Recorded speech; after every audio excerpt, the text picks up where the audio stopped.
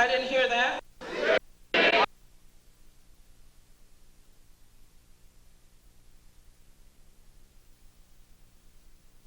Thank you, Teresa, the executive producer and host of Talkback, and the chief plug here.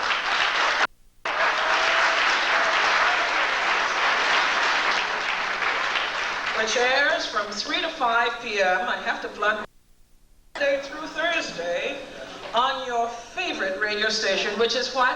I thought so. WBAI 99.5 on your FM dial. Just a few notes before we get to the business at hand here tonight. First, I should warn you that my job is to maintain order, and there will be order. I learned from your dear mayor.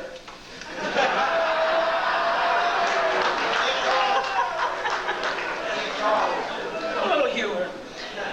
And order we shall have. Yes, your enthusiasm is strongly encouraged, but please, don't attempt to throw chairs. We want every last word from our participants to be heard, so I ask that you be quiet to allow them the opportunity to present their views. And so we will move on. If you must move around, try to be as quiet as possible. I know it's warm. It certainly is warm here. It's going to get hotter too, yes. But they are trying to open up a window or two so we can have some air. Just this afternoon, I got a call in the office, and somebody wanted to know what the discussion was to be here tonight. I told him, generally what it was about. He says, "Oh my God, you mean they're still discussing this stuff?" I said, "Yeah, of course they're still discussing this stuff, because this stuff is the stuff that scholarship is made of, and that academic inquiry is made of." Tonight we enter the world of scholars who have diametrically opposing views on the subject of the origins and foundations of what we know today as Western civilization. One school of thought is that it is distinctly African or Afro-Asian in origin. The other, that Western civilization in large measure is the bequest of ancient Greece. Make no mistake, this is not a mere difference of opinion in the ivory tower. The battle itself has become an allegory for something as important as the debate itself. Academic insurgents have breached the ramparts of the Academy's high priesthood, and the battle is as much for the authority to write history and for how to write history. Our task tonight is to ferret out the truth insofar as we can discern it, but more importantly, to question and challenge. And we have 4 incredible people with us tonight, and I'd like to introduce them to you and have them come to the stage as they're introduced. Already on stage is Professor John Henry Clarke.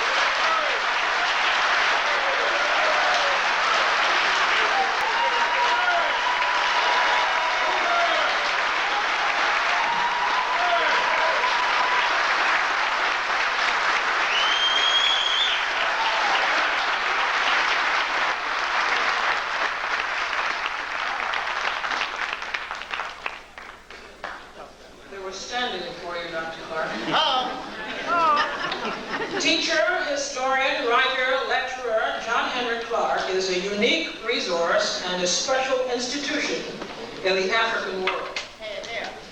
Beginning in his early years, Dr. Clarke studied the world history of African people and became a master teacher. He has authored and or edited more than 30 books, short stories, and pamphlets on African and African American history, and is Distinguished Professor Emeritus of African World History in the Department of Africana and Puerto Rican Studies at Hunter College. Professor John Henry Clarke. I'd like to ask to the stage Dr. Martin Bernal. All right.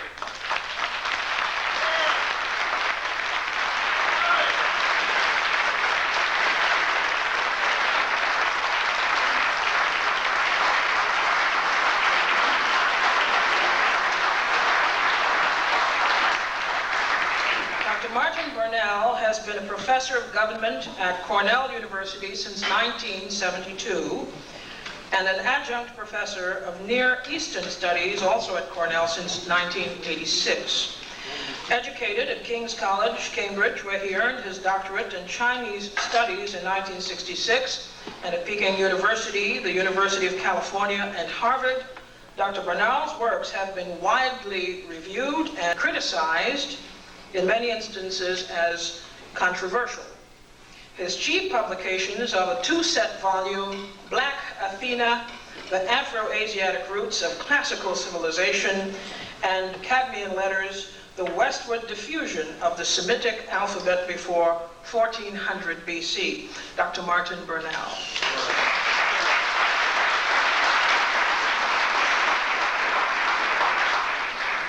I invite to the stage Professor Mary Lefkowitz.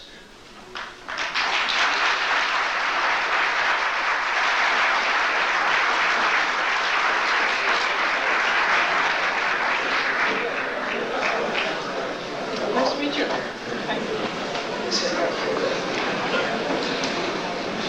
Mary Lefkowitz is Andrew Mellon Professor in the Humanities at Wellesley College.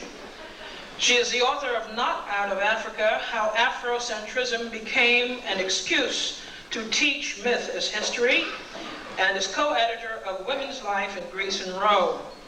With fellow Wesleyan Guy McLean Rogers, she co-edited Black Athena Revisited, a collection of 20 essays by scholars from a broad range of disciplines who take dead aim at Dr. Bernal's Black Athena specifically, but contend generally that the Africa-centeredness of scholarship on the roots of what is called classical civilization is blatant revisionism. Dr. Mary Lefkowitz.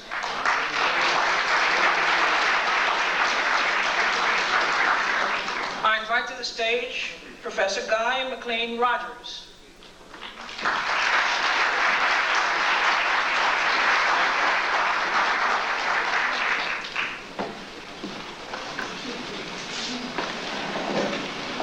Professor Rogers, as I said, is also at Wellesley College, where he is an associate professor of Greek and history.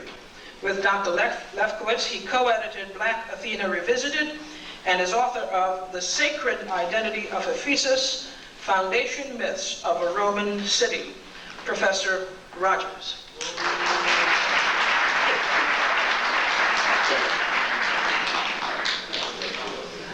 So here we have a rather distinguished panel, and I would like them first to begin with their conclusions.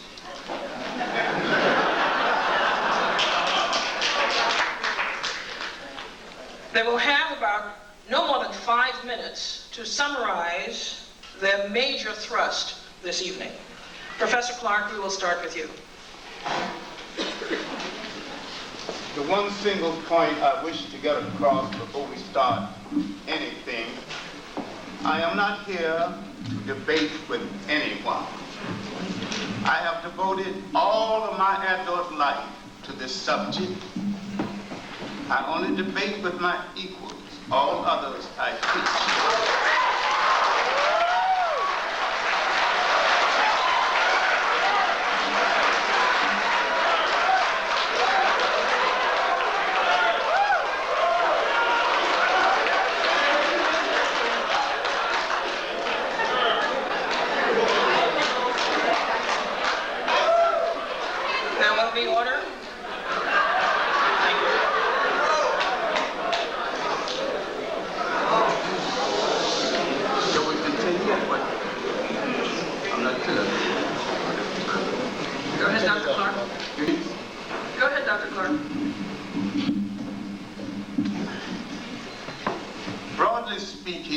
Honestly speaking, the book, Not Out of Africa, a good sophomore effort is not really about not out of Africa. Last year it was the bell curve. This year it's not out of Africa. Next year it'll be something else. This is part of a world war against the role of African people in the history of the world. If we began history, began mankind, how is it that the last branch of the human race to enter that arena, marked civilization, now think they brought civilization? Now, it is part of a war over and above Professor LEFKOWITZ's book and over and above her political naivete. Her naivete is about what is happening in the Western world. There was a recent book called The Tribe. It diagrammed every people, major people on the earth, searching for a piece of turf for themselves. It left out the African people because the other people, including Asian imperialists, have planned to take over Africa. There have been several articles in the New York Times advocating the recolonization of Africa. This book and other literature of this nature mean to prepare the world to accept a rationalization for the re-enslavement of Africa. Now, and when you deal with the black endorsers of the book, running dogs of the new imperialism, professional white behind kissers, and as Carlos Cook used to say, they disgrace to the skin they wear. These people, if I be so kind to call them that, are running from themselves and teaching us a lesson that we should have learned long ago. Sometimes white wannabes are more dangerous than whites. And sometimes they'll fight you harder to be accepted by whites. They are running from their own people. 2 minutes. And running from definition. Now what we need to look at now is how Professor LEFKOWITZ neglected the white writers through history, the radical European writers who wrote positively of Africa and who identified the relationship of Africa to the ancient Greeks. Now, if given time, and I probably won't be given it this evening, I can prove to you with your satisfaction, if you are listening, that Rome and Greece were not European creations. These were Mediterranean-inspired nations and couldn't be created by Europe because at the time there was no Europe.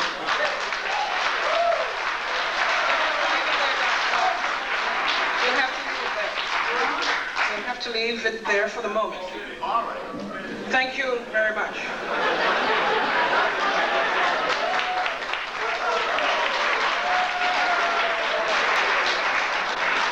I now ask Professor LEFKOWITZ to present her 5-minute conclusion.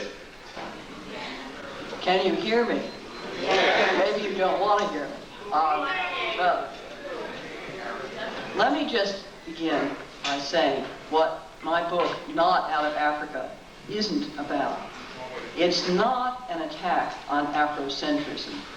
If Afrocentrism means recognition of African achievements in the world, it doesn't seek to deprive Africans of their rightful heritage. Africans do not need Greece to have a cultural heritage. They have a rich cultural heritage. Egypt is just one part of it. They don't need Greece. I'm concerned because what is being offered in some quarters as African history is really a European myth.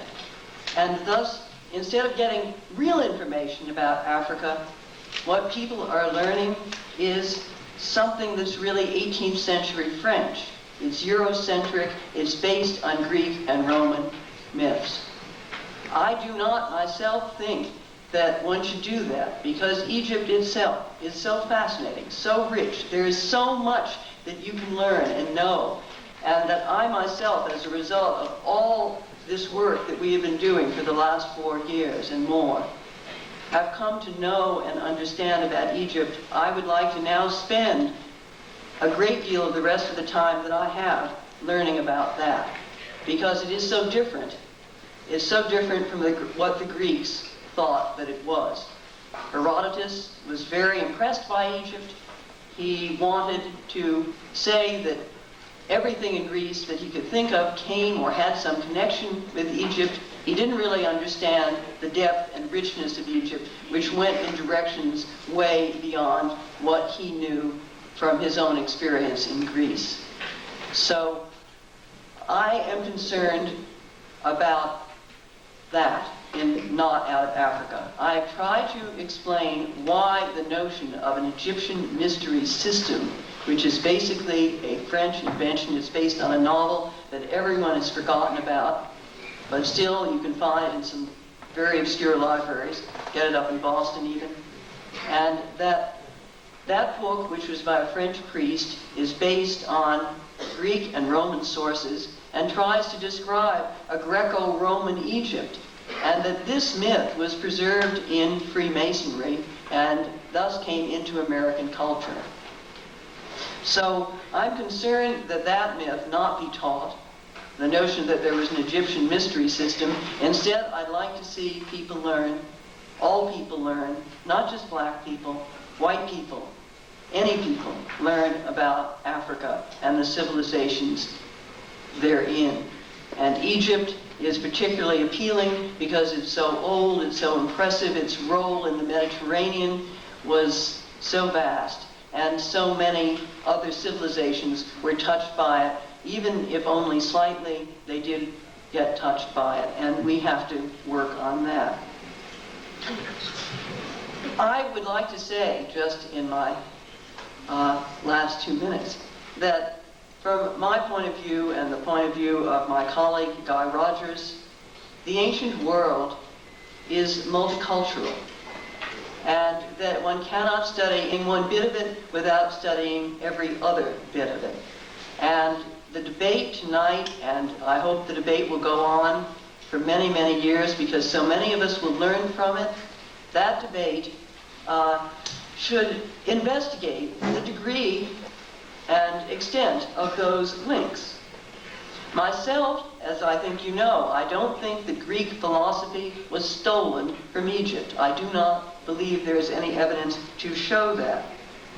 I think that because Egyptian philosophy, and there is such a thing as Egyptian philosophy and deep Egyptian religious thought, which is very, very complicated, and I myself need to know more about it still. But it's not like the Greeks.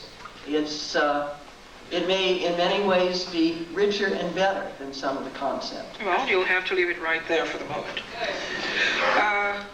I would like Professor BERNAL to conclude in 5 minutes or less. Well, can people hear me? Yeah. I agree with Professor Lefkowitz that Africa does not need Greece. There are plenty of glorious African civilizations. It's just that it happens to have Greece, or to have influenced Greece to a significant thing. This is not an issue of politics, it's an issue of history, the way things were.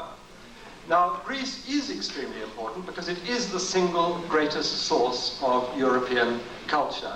And therefore, we are concerned with it. And it is very interesting to note that European culture did not begin in Germany or Sweden, but at the extreme southeast corner of Europe, and the reason for that is quite straightforward. It was the closest area to the great civilizations of northeastern Africa and southwest Asia. And this East Mediterranean complex was the source of Greek, and hence, I believe, European culture. Now, that's not to deny that there was a great deal of local development within Greece, and I certainly do not propose that Greek culture was merely a projection or an imitation of Egyptian or Semitic culture. It's clearly a very distinctive culture, but to try and understand Greek culture without knowing the background of the ancient cultures behind it would be as absurd as it would be to study Japanese culture without knowing the Chinese and Korean roots behind it, and no East Asian specialist would dream of doing that. That you have to see the cultures as interrelated, and that the older cultures and the more elaborate cultures had the predominant cultural influence. One of our basic disagreements is that Mary Lefkowitz, sitting in the 20th century, feels that she knows better than the Greek historians of the 5th and 4th, 3rd century, when they said that there were significant influences. Yes, he was very impressed. Yes, he was very Greek. But what struck him were specific similarities, and Herodotus was a plodding historian. He said, well, what's the reason for these similarities? I think they're too close for coincidence. I don't think the Egyptians could have borrowed them from the Greeks because they've had them so long. Therefore, the most likely explanation is that the Greeks took them from the Egyptians. And this is what I call the ancient model. And this model was not overthrown until the early 19th century. Now, Mary Lefkowitz mentions the 18th century novels, and at times, despite the attention she's devoted to dismissing my book, I sometimes feel she hasn't read it, because I do devote quite a few pages to the novel Setos, which she talks, and I too have read it. It had to be sent by interlibrary loan to me, and I do think it is important in the formation of Masonic thought. But what she does not bring forward is the fact that this was perfectly orthodox history as understood in the 18th century, and going back beyond the 18th century to the view that the Greeks and Romans had of the Egyptian sources of their own culture. Now, I think that the Greeks were, on the whole, a very intelligent people, and I respect their philosophy, their art, their democracy, their science. But I also respect their history, and this is a great anomaly in Mary Lefkowitz's approach, in that she says they're very good in these other respects, but they cannot be trusted with their own history. So that I want to bring that up, that one has... Now, she says that modern classics has dismissed all this, and it's true that the predominant view of modern classicists is that the debts to Egypt and Phoenicia, and I don't want to underestimate the importance of Levantine or Southwest Asian influences on Greece, that these influences were exaggerated by the Greeks, and I think that they clearly were I think they were properly developed, and to some extent the Greeks may even have played down because they were very conscious of being Greek and proud as being Greeks, and they were affected by two forces. On the one hand, they wanted to plug in to the ancient civilizations and give themselves cultural depth. On the other hand, they were very conscious of being Greeks and wanted not to be surpassed culturally by the Egyptians and Phoenicians, who were still very much around. So they had two forces working on them. Modern scholars working in intensely racist 19th and 20th century had no double force. They had the single force wanting to make Greece pure, white, and European, and the ideological pressure that put on the scholars led to what I see as the recent dismissal of Egyptian and Phoenician influences on ancient Greece. Thank you. Professor Rogers, please do present your conclusion in 5 minutes or less. Thank you. I'd just like to say from the beginning that Professor Lefkowitz and I are here precisely because we're open to debate about these issues. 3.5 years ago, the University of North Carolina Press asked Professor Lefkowitz and me to put together a volume of responses to some of the questions which are either implicitly or explicitly raised by Professor BERNAL in his work, Black Athena. And what I would like to do for just a couple of minutes here, and perhaps expand upon this a little bit later, is to set out some of those questions and to give you some sort of sense of what the preliminary answers to the questions that the contributors to our volume found. Obviously, among the important questions that people have been concerned with, number one, were the ancient Egyptians black? 2, did the ancient Egyptians or the Hyksos colonize Greece?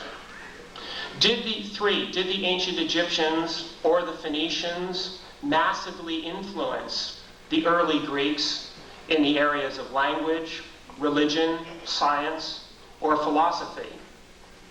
4, did 18th and 19th century scholars obscure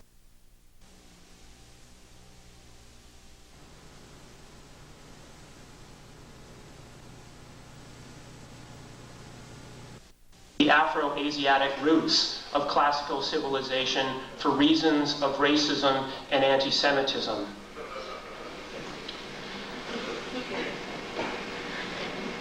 Let me give you some sense of our conclusions. Number one, the scholars who have looked carefully at the first question have concluded that the attempt to fit the ancient Egyptians into a modernizing category of either black or white do so from a perspective which lacks both historical and biological justification.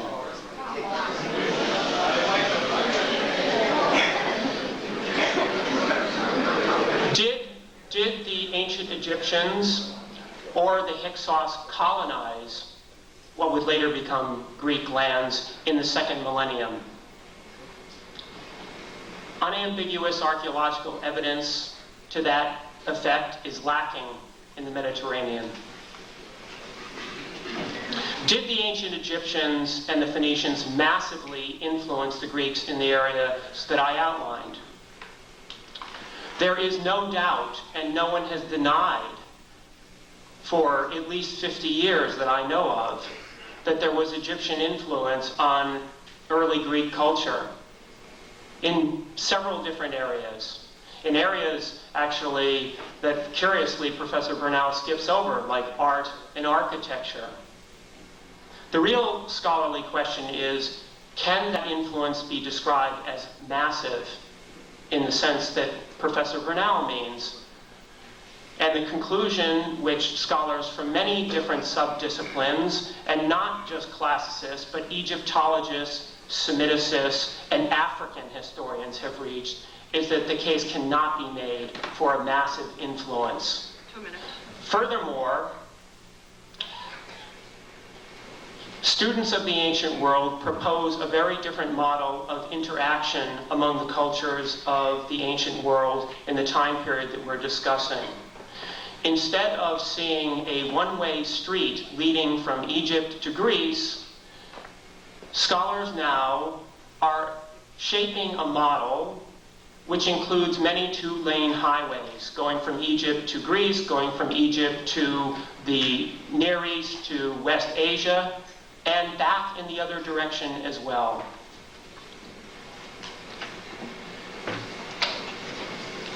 What about racism and anti-Semitism in 18th and 19th century historiography? Yes, there were some scholars who operated from a framework which we would consider to be both racist and anti-Semitic, but an undifferentiated picture of racism and anti-Semitism cannot be sustained on the basis of the evidence. Thank you. Well, you've heard their conclusions, and we'll get to the amplification of their conclusions as we go on into the evening. But I wanted first to ask each of the discussants tonight how they came to this particular area of study, and how scholastically have they undertaken comparative analysis in this particular area of study. How, in effect, are you preparing, or have you prepared yourself? We'll start at this end of the table and go straight down. Yes? I'm not sure I am quite understand what you're asking. Are you asking how we became interested or what our scholarly preparation was? Both. And Both. I'm asking particularly, inasmuch as you exert influence by virtue of your scholarship in this area, I'm asking, how do you defend your scholarship in this area? How did you acquire your scholarship in this area? Okay. In a way, I am, I think, an example of the kind of training that Professor BERNAL has been calling for, because I have the advantage of not having an undergraduate degree in classics, but an undergraduate degree in ancient history, which included, where I was taught, not only Greece and Rome, but also Egypt and Persia and Phoenicia and Palestine. So that's my preparation. How do I defend my scholarship? I don't have to defend all of the different areas which are raised by Black Athena or issues that we're talking about. The whole point of putting together a collected volume with scholarly views by different people is to offer different perspectives on these questions. My own particular expertise happens to be in the eastern part of the Mediterranean from about 1200 BCE to 300 CE. So are you saying that you were a facilitator of a frontal assault? A frontal assault on what? As opposed to, in this book, Black Athena Revisited. If you're saying that you are not yourself prepared to defend the scholarship in this book. No, I'm not saying that at all. I'm certainly prepared to defend the scholarship in this book, but I don't claim, and I don't think that anyone else would claim to be an expert in the 27 different fields which Professor BERNAL raises.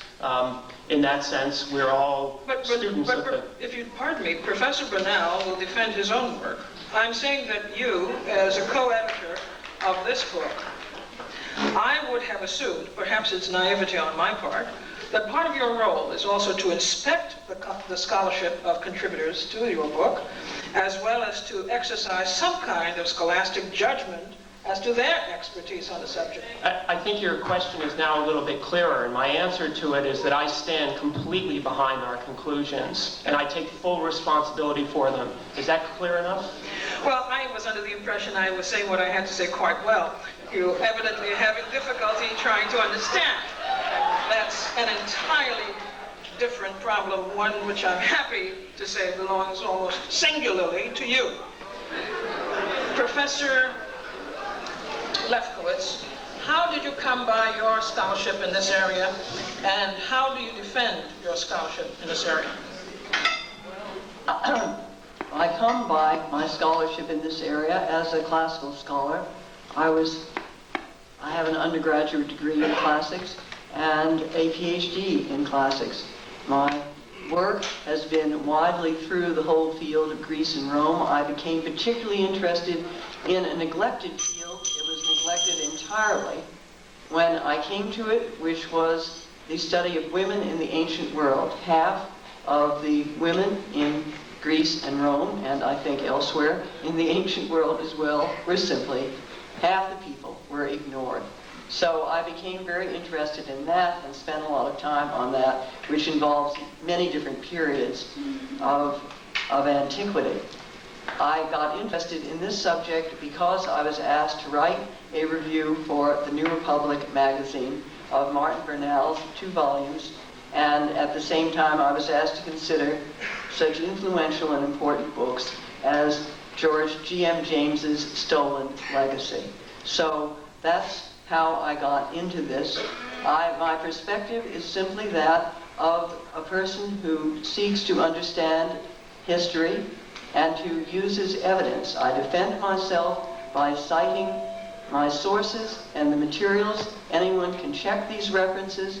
My goal is not to stifle discussion or to do anything I do not seek to indoctrinate. I have no agenda, even though many may be imputed to me. I have none. You may say that, but how do you know what is in my mind? If I If I am a white person or a Jewish person, does that mean that someone has told me what to say or told me what to think?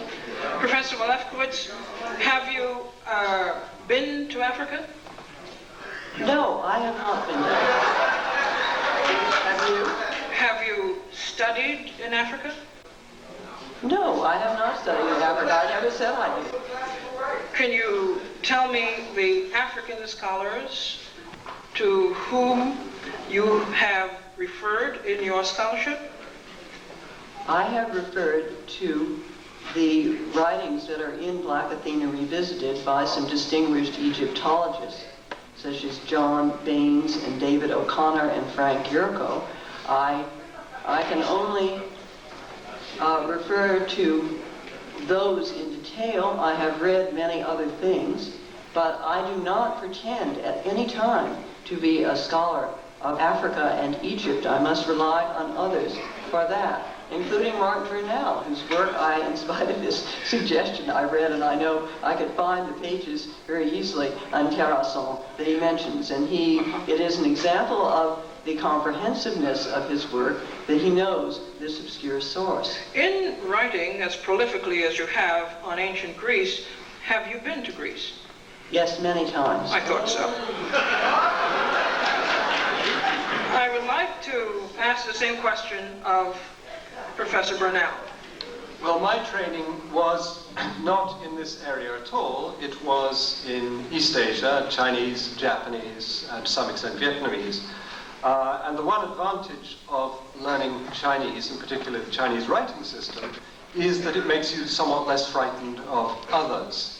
I had done a very little Greek at school, and I tried to teach myself more as I did Hebrew. But essentially, over the last 20 years, I have been an autodidact, teaching myself, but in a very privileged situation, in that I was a teacher at university, so I could go to the experts, ask them naive questions about the new subject that I was looking at, and they were extraordinarily generous in responding to me, so that I did get information in this way.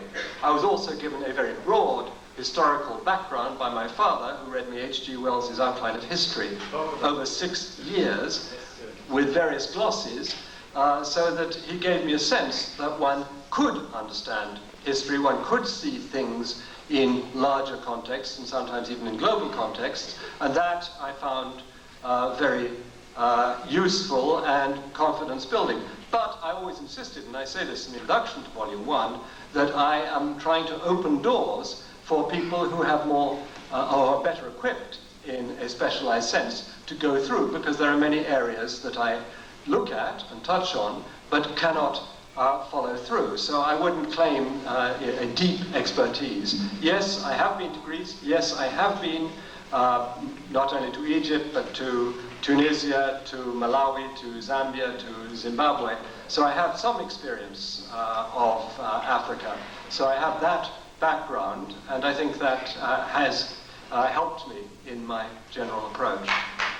In your book, your 2 volumes, Professor Bernal, the Black Athena volumes, are you suggesting that you initiated much of this information, or are you picking up from where others have left off? Well, I mean, I start off looking at the ancient sources, the ancient Greek sources, their view of their own history, but I don't take them on face value. I then try to check, looking at archaeological, linguistic, cultic information from other sources. So I was using a multidisciplinary approach, and I am eclectic, and I've been accused of that. But I think in these areas where there's so little information that one cannot follow the rigor of pursuing one particular discipline like linguistics or something like that, one has to look across the board. I was referring specifically to the scholarship of African scholars.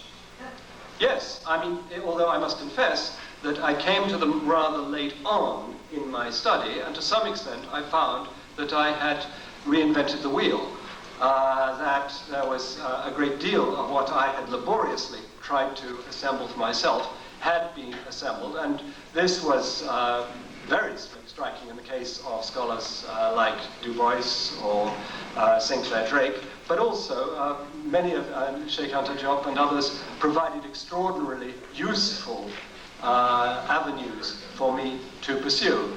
I wouldn't call myself an Afrocentrist, except to the extent that I believe that Africans and peoples of African descent have played many significant roles in world history, and that these have been systematically denied by European and North American scholars in the 19th and 20th century. I think that the degree of racism in our society can hardly be overestimated. We all have it, and it's very, very difficult to see past it.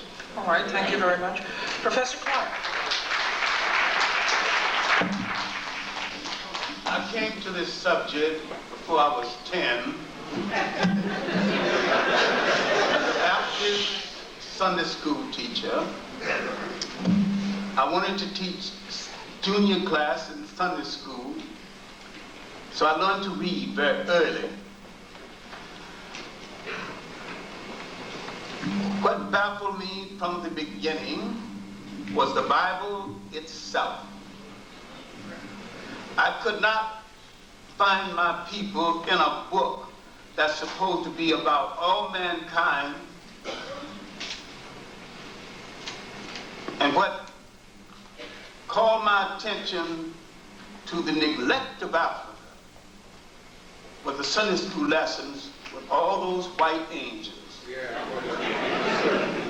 When they said God is love, God is kind, God is no respect of kith or kin, I kept wondering, why didn't he let at least one or two little brown or black angels sneak into heaven? So I began to suggest that somebody else had tampered with God's book in favor of somebody else, and that the Bible, to a great extent, was a rationale for European domination, but had been used as such. Then, coming to, after leaving Georgia, after a white man that I've worked for, if he's alive today, he's a liberal with a capital L. His name was Gag Steiner. I asked him about some books on the African people in ancient history. And in the language of the South, he let me down slow. He spoke kindly. He said, John, I'm sorry that you came from a race that's made no history. But if you persevere, if you obey laws and study hard, you make history someday, and you personally might one day be a great Negro like Booker T. Washington. Booker T. Washington was the one thing whites approved of at that time. All right, while doing chores at a local high school, holding the coat and the books of a recitalist, I opened a book called The New Negro, and I found an essay by a Puerto Rican of African descent, Arthur Schomburg. The essay was called The Negro Digs Up His Past. Now I knew I was not only older than slavery, I was older than my oppressor. And my oppressor was the last branch of the human race to enter that arena. Mock civilization. Don't get mad, get smart, prove me wrong. Now, in the old Harlem History Club, under Willis and Huggins, long since dead, John Jackson died only a few years ago, and we had to take up a collection to bury him. Charles Seifert, J. Rogers, under all of these teachers pointing me to good material, and Arthur Schomburg telling me, go study the history of your masters. Study the people who took you out of history. Then you'll understand your history. I started on an old chestnut, recently mentioned, H.G. Wells' Outline of History. Yeah. It is still worth reading. That's right. It is a good basic outline. His basic facts are in order. When he tells you about the Crusades, he's not off one iota. But his interpretation is basically Eurocentric to the point of being a prejudiced document. Now, I was reading these kinds of books. I was reading Spingarn's Decline of the West when I was 18 years old. So I began to read European masterpieces, and I began to read European curiosity about Africa. Gerald Massey's 6th volume, Egypt, Light of the World, 2 volumes. Natural Genesis, 2 volumes. Book of the Beginning, 2 volumes. And I began to read Gerald Massey's attitude on religion and his idea that nearly European concepts of religion were stolen from outside of Europe. He was not an historian. He was not an Egyptologist.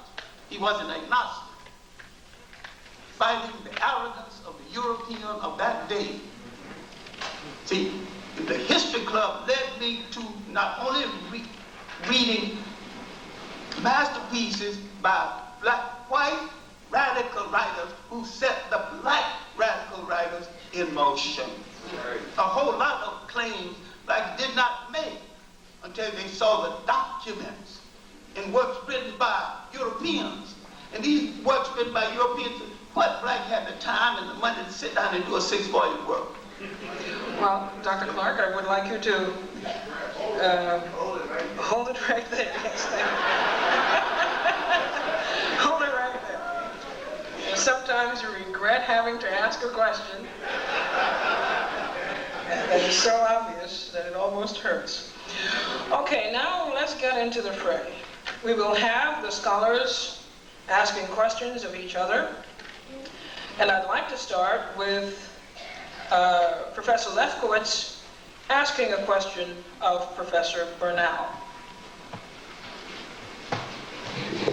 I'd like to ask Professor Bernal if he could point to some specific instances which he could cite where Egyptian thought influenced Greek philosophy directly, and if he could discuss some of those for us. Well, the Greek philosophers were extremely respectful towards Egyptian philosophy, and particularly Plato in his later dialogues. The emphasis on geometry, which was the great strength of Egyptian mathematics and was the center of the Platonic educational system, I think is one example. I would also think that the system of ideas or forms which Parmenides and Plato pushed looks extremely Egyptian to me, but I can't prove it. I also think that the distinction between worlds of being and worlds of becoming, which fits Egyptian grammar extremely well, and Egyptian cosmological notions extremely well, look very influential. I think that the Greek tradition, which was that Pythagoras and Plato had drawn from Egypt, seems altogether plausible. But what I insist, and here's our major methodological difference, is that I don't believe one can establish proof in these distant areas of history. One has to work on a system of probability, or what I call competitive plausibility. What is less unlikely than the other? Given the closeness of the two countries geographically, the contact that we know was taking place in the 6th and 5th century, when Greek philosophy began to be formed, the likelihood of contact is extremely high, and I think if anyone should have to prove anything, it should be those who would deny that there were significant Egyptian influences on Greek philosophy at this time, as the Greeks themselves associated the word philosophy with Egypt in their earliest references to it. It seems very strange that the people who maintain the Greeks' own tradition on this subject should be asked to prove their case rather than those who challenge it.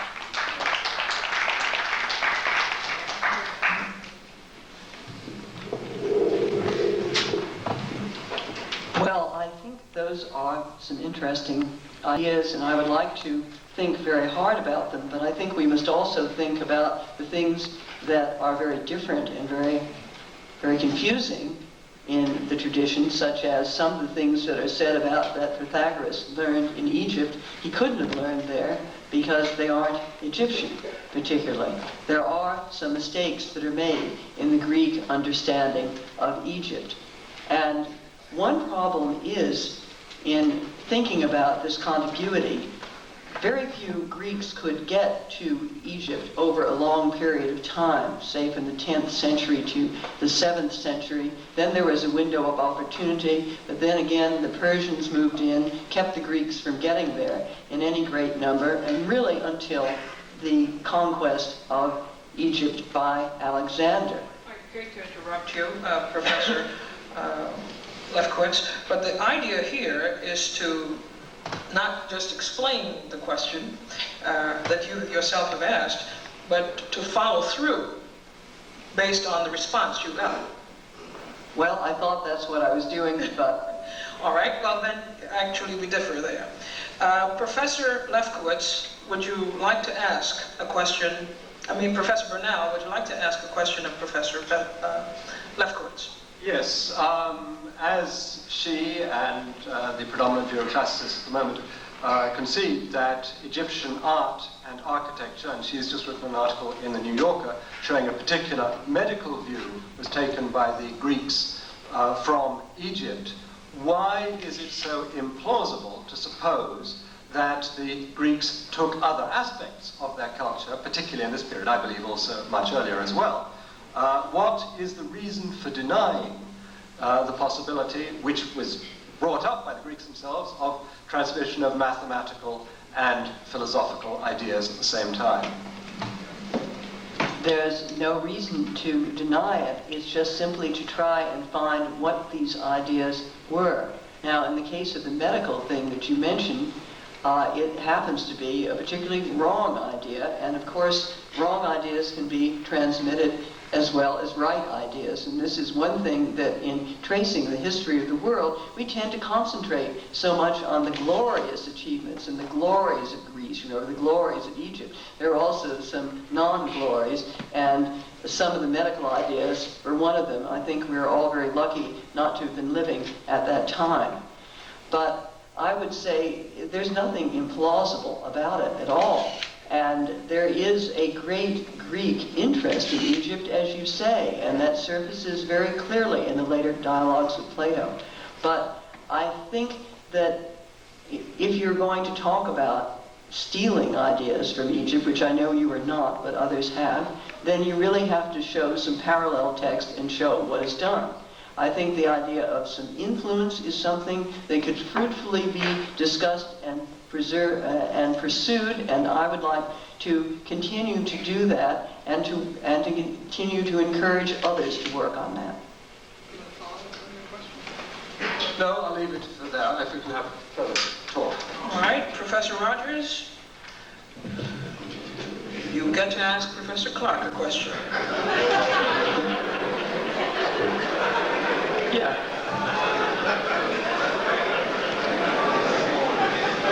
I hardly know where to begin.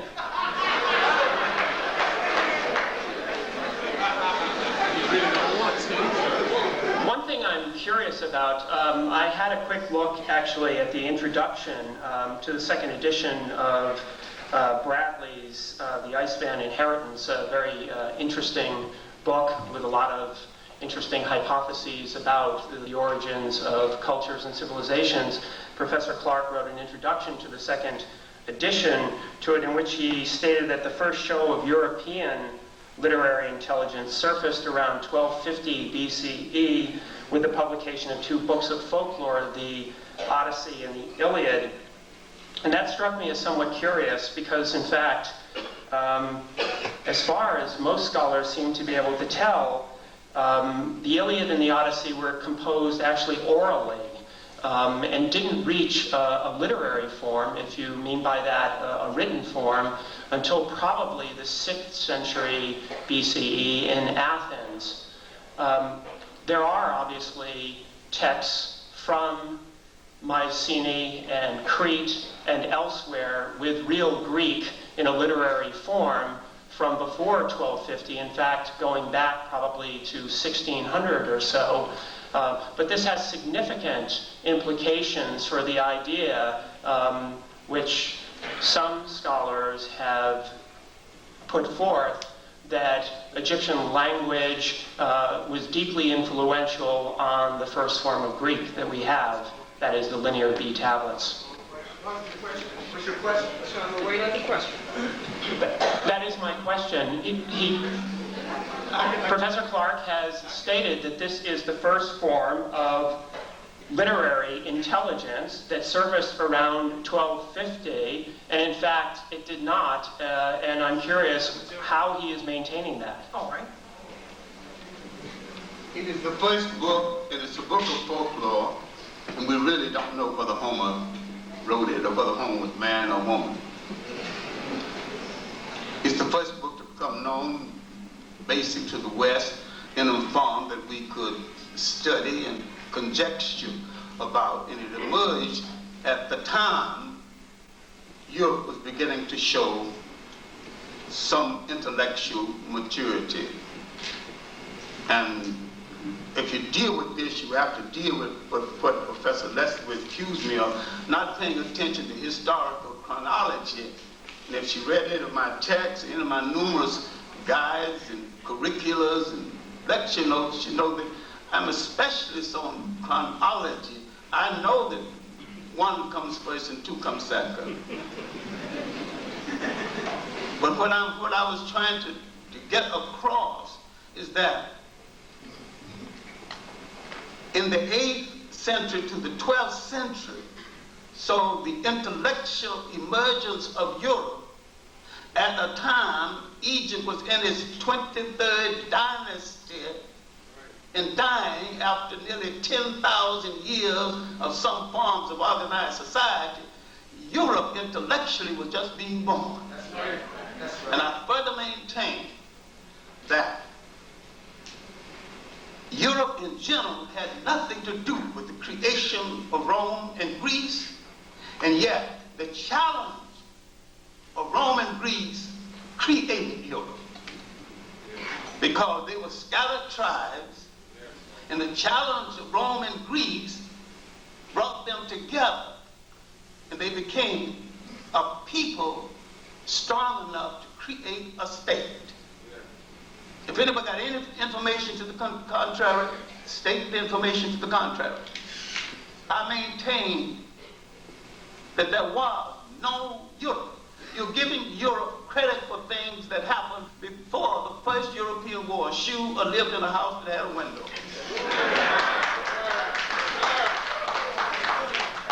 And I'm saying that you have not read, not just Massey, Joe Massey, and his European disciple, Chatouad, Signs and Symbols of Primordial Man, the Origins of Religions, and his extensive work on Freemasonry. You've not read the American disciple of Massey, Alvin Boyd Kuhn, is who is this King of Glory, one of the best written books on the Christ story, where he proves that Europe, the basis of European spirituality was taken directly from Africa. Professor Rogers, would you like to follow on your question?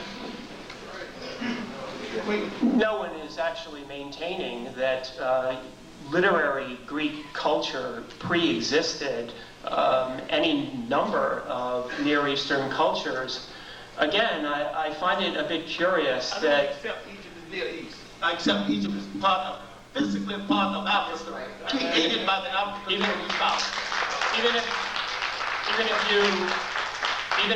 Even if I concede or admit or agree with you that Egypt is part of Africa, what I'm about to say...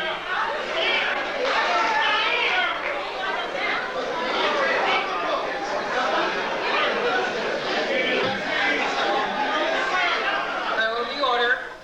Thank you. There will be order. Thank you very much. Do I detect some disagreement?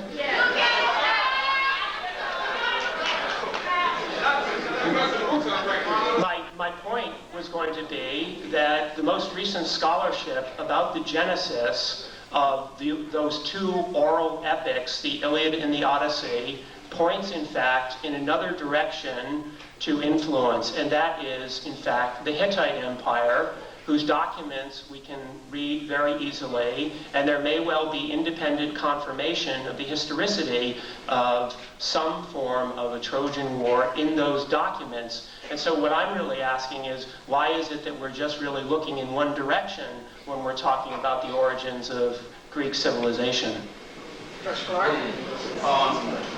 When Alexander entered Egypt, he wrote home to his mother and said that he had last reached the land where the Greek gods began, Apollo and Zeus. And he wanted to consult one of the great African teachers of oracles. And the oracle asked, how old is this man? He said, 32. They said, in 20 years, maybe he'll be wise enough to ask me a question that I care to answer. Sir.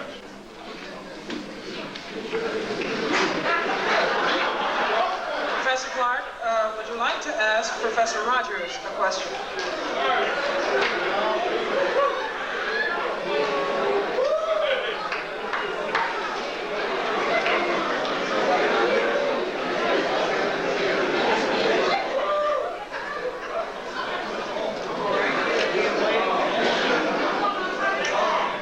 Professor Clarke?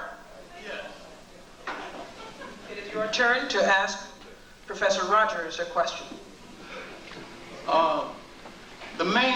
My main concern is that they seem to have equated the civilizations of the Tigris and the Euphrates with the civilization of the Nile.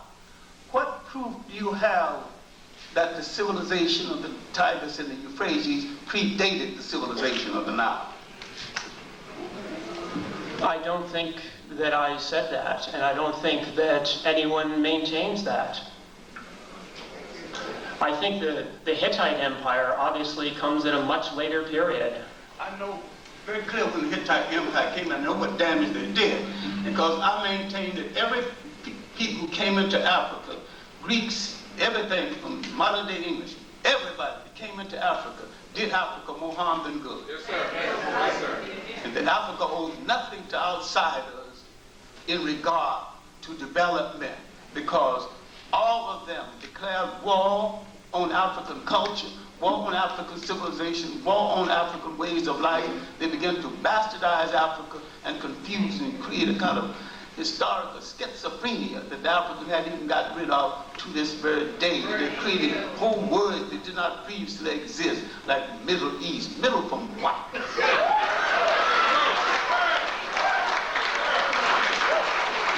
In round two, we will continue. Professor Clarke, you will ask the first question in round two of Professor Mary Lefkowitz. At your own admission, you encountered J.E. Rogers 4 or 5 years ago. J.E. Rogers didn't say he was a historian. He was a searcher trying to find the role of the African personality in world history. He worked over 50 years of his life, gave his service, died broke.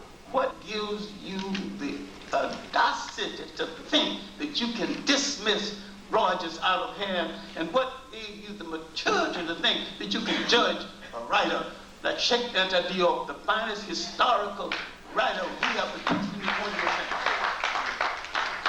Sir, let's deal with that.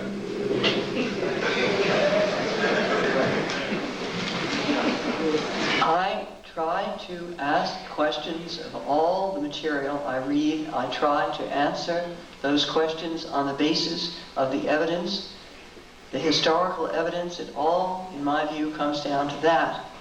And I do not wish to criticize any individual at all. I am dealing only with written work. The people who write that, I do not always know, and I have no individual or personal criticism of them.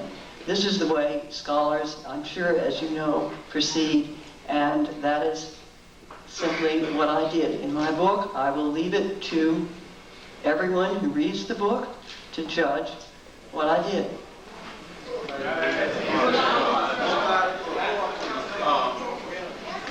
I think you have emphasized too much the word black, and we made the same mistake. Black tells you how you look, but it don't tell you who you are. Right. The proper name of a people must always relate to land, history, and culture. I did not say Cleopatra was black. I quoted someone else who inferred that. My defense of Cleopatra is not on her blackness, but on no matter whatever she was born in Africa. Her manipulation of Mark Antony and Caesar kept the worst aspect of Roman rule from the backs of Africa. I defend her as an African nationalist. And that's a good defense. No matter what she did with her wares in and out of bed, a whole lot of people got less for it. Professor Lefkowitz, you may ask a question of Professor Clarke.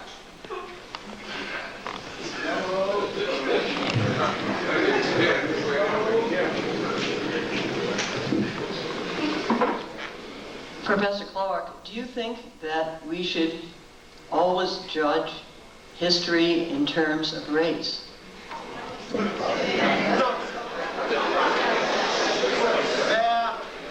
was no such thing as race in the psyche of the world until the Europeans put it into the psyche.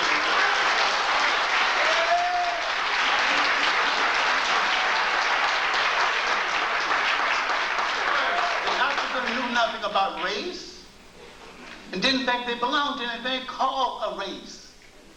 Right. And when the Africans saw the Europeans, because they have a traditional hospitality to strangers, they didn't fight them, they didn't kill, they were curious about them. And when the African explorers, especially Mungo Park, went into Africa, nobody hurt him, nobody shot at him, nobody shot any arrows at him. The Europeans went in peacefully, but the Africans heard that Mungo Park was a pork eater. Most people don't know it, but Africans were not great pork eaters, and they're not great pork eaters today. Pork was a meat you ate in a ceremony, certain times a year. But we were not great pork eaters before we came to the United States, or forced to the United States. But in the United States, we had to eat the part of the pig that white folks threw away, so we made delicacies out of it and survived. I had this argument with Malcolm X. I said, if it wasn't for the black woman making delicacies out of pig feet, pig heels, guts, chitlins, well, you and I wouldn't be here arguing the point. I'm afraid that you're not only a delinquent in African history, you're delinquent in African folklore. So much about it tied up with our folklore. But Europe introduced words that didn't exist in anyone's vocabulary before. No one ever thought of anybody being inferior or superior. Intelligent people don't even a human being can't fall into that category. And nobody had the extensive problem the Europeans had with women, because in the period of feudalism in Europe that lasted over 1,000 years, the white woman in Europe was a vassal. Right. But the African woman had never been a vassal in that sense. If we shake hands and deal with the culture, unity of black Africa, dealing with the history of the matriarch. I mean, he's got all the evidence right there that we were the first people to support a woman as head of state. We were the first people to support women as riding head of her army. We were the first people to make women a god.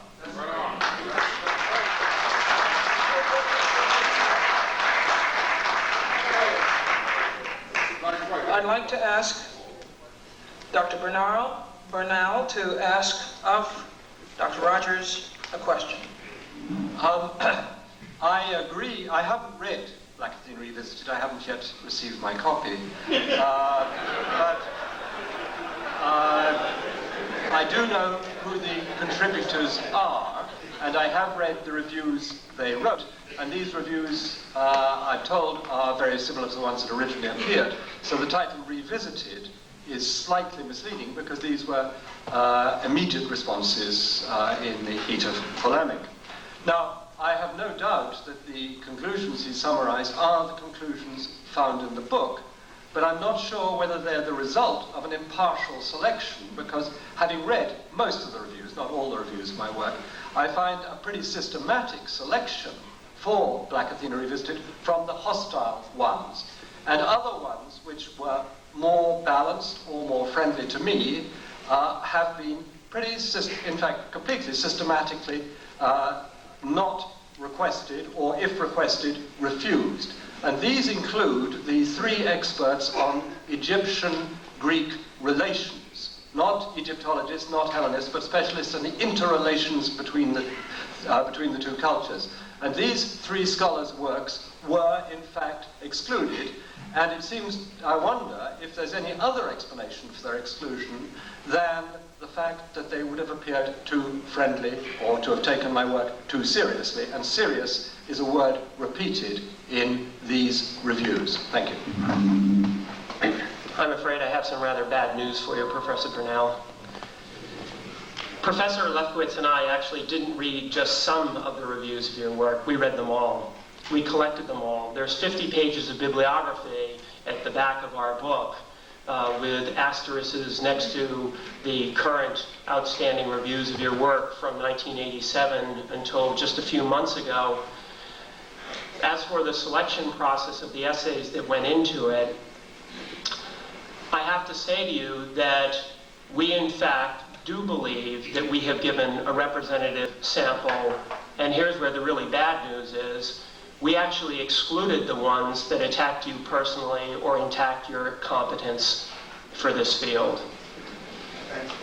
As far as the three experts on Greek-Egyptian relations are concerned, two of them that you're referring to must be Eric Klein and Stanley Burstein. Eric Klein has written several articles about those relations. We, in fact, did ask him if he wanted to contribute, but he couldn't meet our deadline. When he eventually did, I'm afraid to tell you that his essay did not actually agree completely with your conclusions, but the reason why it wasn't in the collection was that it came in too late. As far as Professor Burstein is concerned, I'm afraid that his essay was much more critical than you seem to believe. So that really is the explanation, I think, for those omissions. I might say that as far as our editorial posture was concerned, we realized that these are sensitive, difficult issues. And we fully expected that we would be in this room here tonight. We didn't know the date, but we knew we'd be here. And so what we tried to do, was we tried to have what we call full disclosure. It's the reason why the book turned out to be not just another 150-page book with some essays sort of thrown together, but a book which attempts to give summaries of comprehensive accounts of the questions that BERNAL raises. And we give BERNAL full credit for raising those questions. I think that Professor Clarke and others are quite correct. Professor BERNAL is not the first person to raise those questions, but in fact, he raised them in a compelling and interesting way, and we feel that we are giving him and those of you who are interested in these problems, as we are, complete respect, both by answering them in full and by being here tonight to defend our views.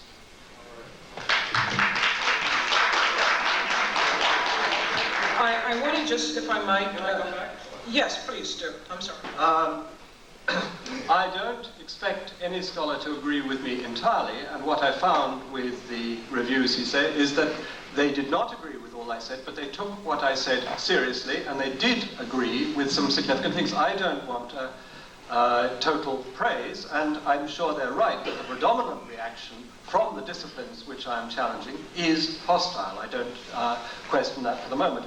But the selection does include, I'm told, personal attacks on me as being a baby and various other things. So I don't think they've been quite so scrupulous as far as that is concerned.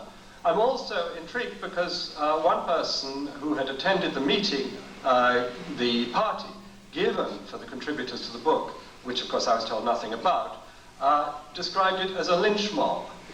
Another mutual friend of Mary's and mine refers to it regularly as the shit on Bernal book. And so I think there are very different perceptions of this book. Is that a title that you come up with on the spot, or is it something you've been thinking about, Professor Bernal? It's a title that a mutual friend of Mary's and mine uses regularly. He's a colleague at Cornell.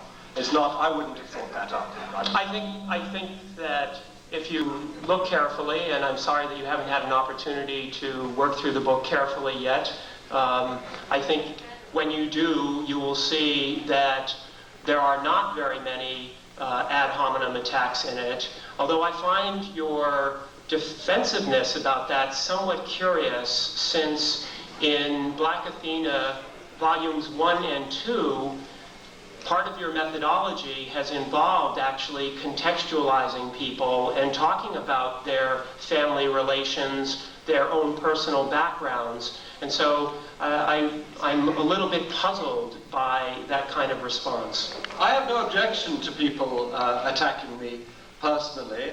What I would like to see is a all-round collection, and I think that as I live by the sword of the sociology of knowledge, I must be prepared to die by it. I think that people will see in 20 years where I'm coming from or what my personal problems or axes were. And I think that's part of the story of the book, but I think there's also the substance of the book.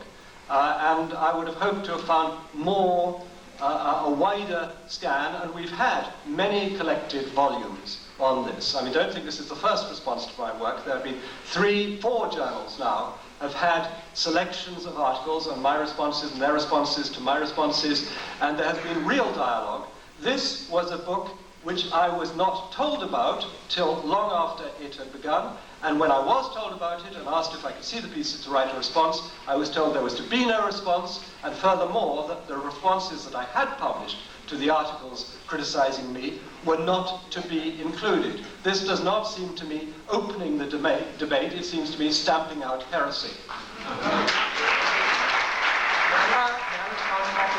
We will have a free-for-all in a minute. I wanted to follow up on a phrase that you said, and I didn't want to leave it unaddressed, the issue of full disclosure. And it is to that I'd like to ask the question of Professor Lefkowitz. Are you comfortable with the fact, you obviously were comfortable with the fact that your book, Not Out of Africa, subtitled How Afrocentrism Became an Excuse to Teach Myth as History, was underwritten by several foundations that have reportedly rightist leanings. I wondered whether this was a reflection of your own personal or ideological view, or whether you were just so cash-strapped that you took money from anyone.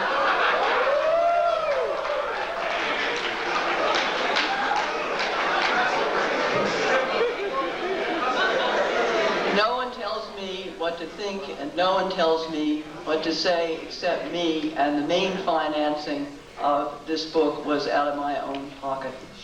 But surely you can appreciate the color of accepting funds from foundations that do not enjoy wide acclaim and receptivity. And I thought that maybe there was some concern on your part, in as much as you're interested in integrity, scholastic integrity and all, that you might have foregone the grants in the interest of academic and scholarly integrity. If they had asked of me to do anything, I would not have accepted these grants. They did not do that. Therefore, I didn't, the grants did not go to me, they went to Wellesley College, which had no objection to taking the money. But still the question remains. You have a duty, do you not? Inasmuch as you are preparing work, the aim of which is to overturn the revisionism, you say, that is going on in black studies, particularly in African studies. This whole battle that you have been dealing with in terms of Afrocentricity, do you not, regardless of where Wellesley chose to accept money from, do you not, as a scholar, have an obligation to discern where this money is coming from, to see whether the source is compatible with your own views as a scholar? I did not see anything in the conditions of the grant that inhibited what I did and what I meant to do or say or think. I believe that I acted with perfect integrity. Now, you may disagree with that, and you may disagree with the aims of those foundations and other foundations, and that is what we do in a free country. Until they are outlawed, I don't see what else can be done. Well, let me ask you the question perhaps more directly. Had there been, say, a foundation to wipe out scholarship of any sort, if such a foundation were to have given money to Wellesley College, would you have found it equally acceptable to take money from such a foundation to further your work? I don't know what foundation you're talking about. This seems to be a It was a totally hypothetical question. It's totally hypothetical. I don't know what you're trying to force me to say or to compel me into. Please do understand. I'm not to put me. I'm not forcing you. Go ahead and attack me. I'm not forcing you to say anything, Professor Lefkowitz. I'm just trying to elicit a cogent response from you. Judge my response. Okay, in this last round, before we get to questions, and we will get to questions, but let me warn you, you ought to have questions that are questions, not lectures, and that are straight to the point.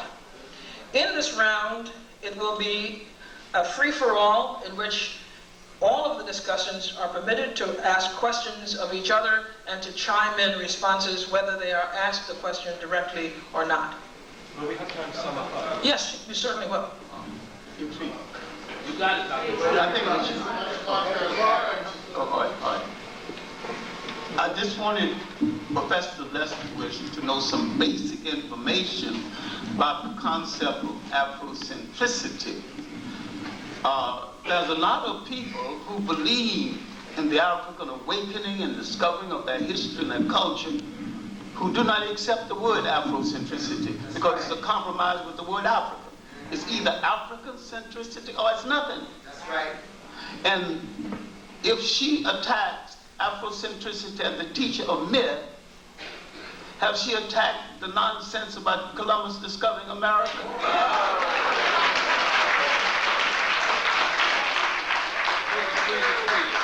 Because he discovered absolutely nothing. He committed an act of genocide. He set in motion an act of genocide 10 times worse than the act of genocide in Europe called the Holocaust, as though that was the only Holocaust in the world. That event in Europe was wrong. And even if only 6 people were killed, it was wrong. But it was a matter started in Europe by Europeans that should have been solved in Europe by Europeans.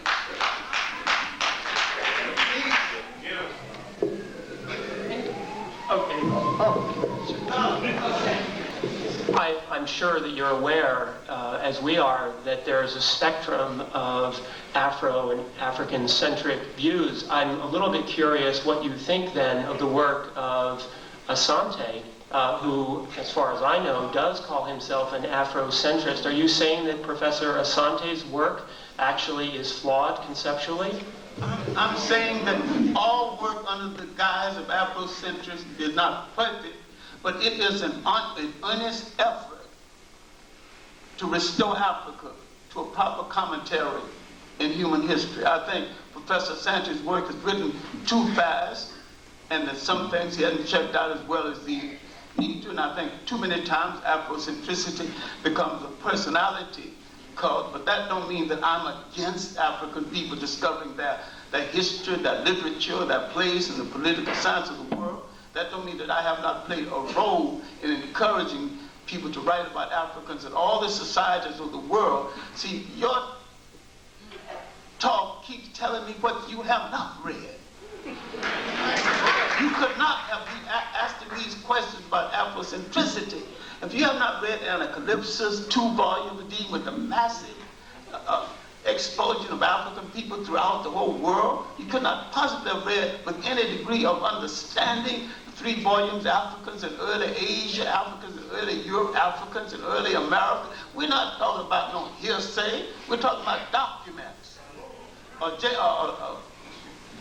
Professor Joseph Harris's book dealing with the global dimensions of the African diaspora. I don't know, you keep telling me, you keep confessing your ignorance with your questions. You have not read, I'm telling you, before Afrocentricity, radical Europeans had pioneered in this work. Now, I haven't even mentioned the radical black writers that you probably have not read. Now, if you read Chancellor Williams' chapter 2 in the book, Destruction of Black Civilization, read that chapter 2 called Egypt, Ethiopia's oldest daughter. And it deals with the southern African origins of Egypt. If you read a book called Nubia, Corridor to Africa, once more you got the early Arab slave trade. I keep saying nobody came into Africa through African people any good. After the Romans had disgraced themselves trying to be early Christians, the Africans thought that by accepting Islam, they could get the Romans off of their back. They were right. They did get the Romans off their back. But the Arabs replaced the Romans on their back, and the Arabs are still on their back. Talk about it.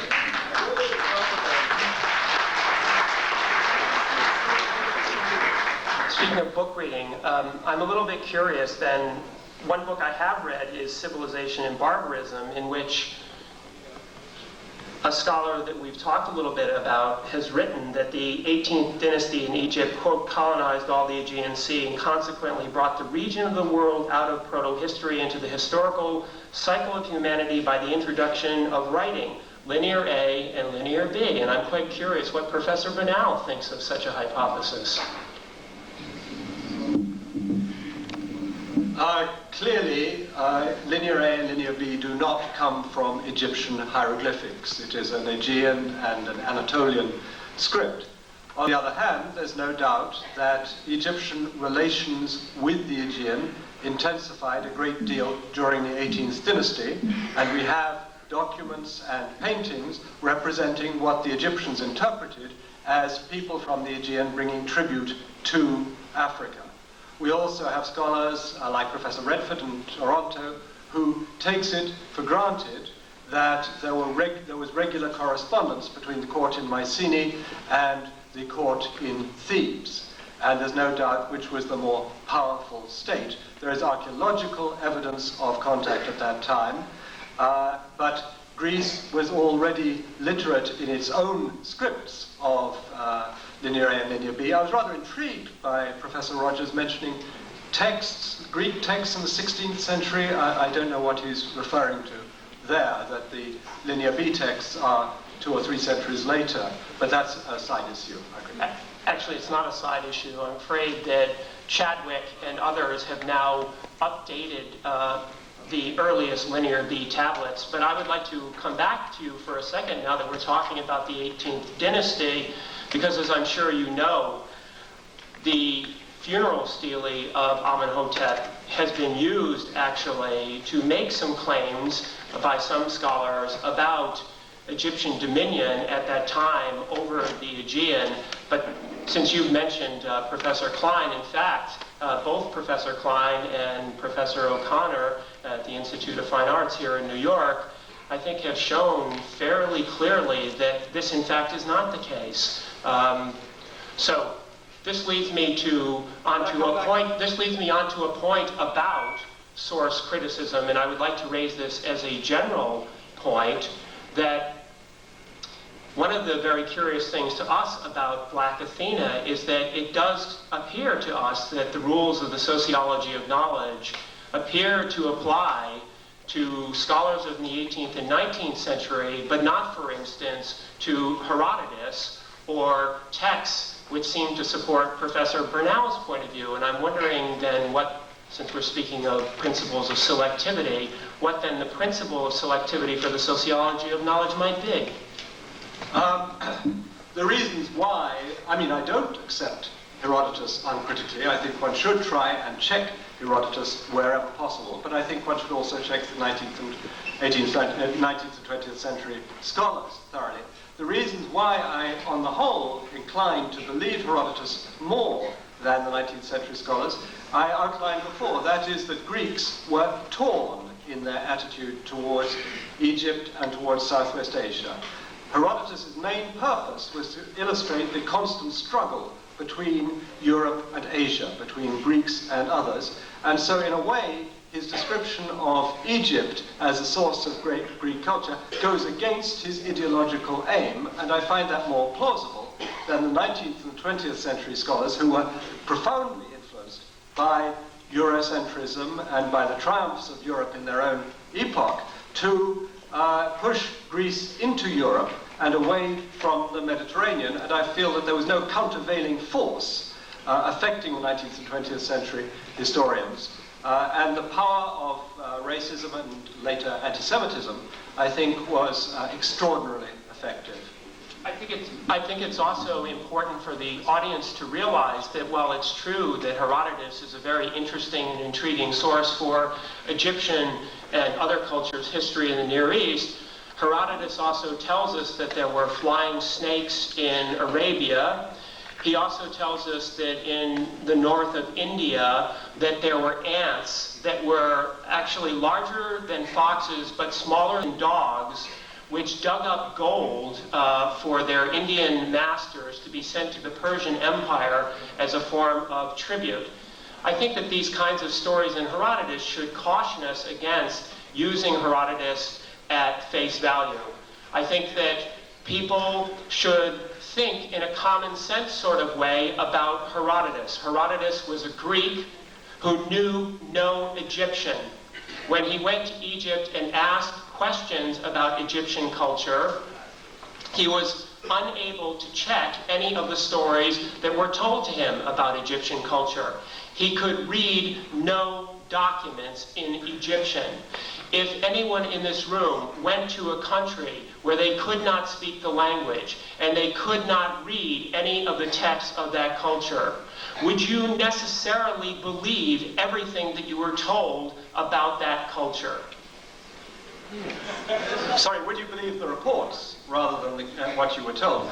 There are many Western travelers who have done that. Edgar Snow couldn't speak sufficient Chinese and certainly couldn't read Chinese, and yet he wrote very interesting reports about China. It is possible for an intelligent person with judgment living in the country and viewing it to get good views. But I agree that Herodotus makes many statements that offend our laws of natural history, and therefore they should be discounted immediately. On the other hand, the 19th century scholars believed in such things as races, racial essences, the bad effects of racial mixture. All these things are much more relevant to the study of relations between Egypt and Phoenicia and Greece than belief in medium-sized ants. These are the relevant issues, and these are fantasies that were held by the 19th and early 20th century scholars.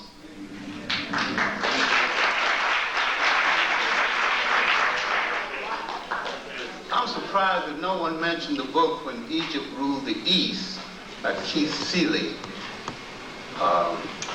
What you call Western Asia, what is Western Asia, mistakenly called the Middle East, was an extension of Africa itself. Really, Northeast Africa. And the people were interchangeable. we seem to have neglected this very important aspect of it. Then, in looking at Herodotus, Herodotus was no fool. Herodotus was a good reporter. When you told him something he didn't believe, he said he didn't believe it. But he said the tint of the complexion of the Ethiopians and the Egyptians seemed to be the same. So let us at least concede, that's not an analysis now, that's an observation. Let us concede that Herodotus at least had good eyesight.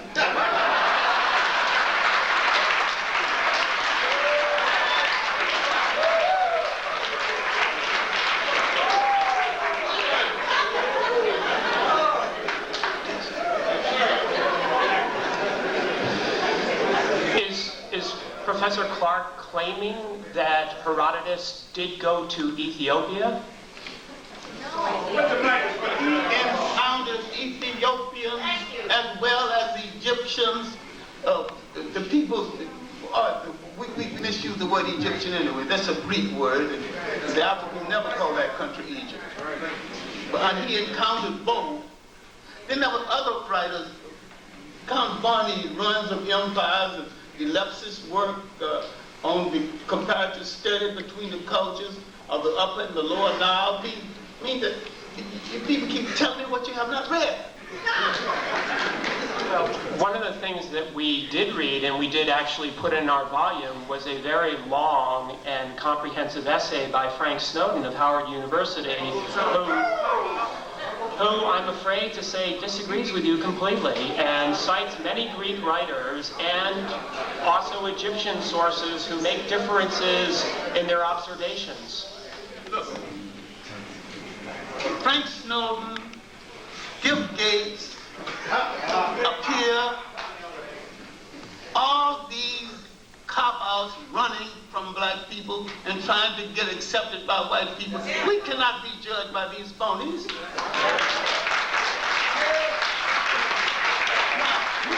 You will not dare judge the Jewish people in their plight in Germany by the Juderon.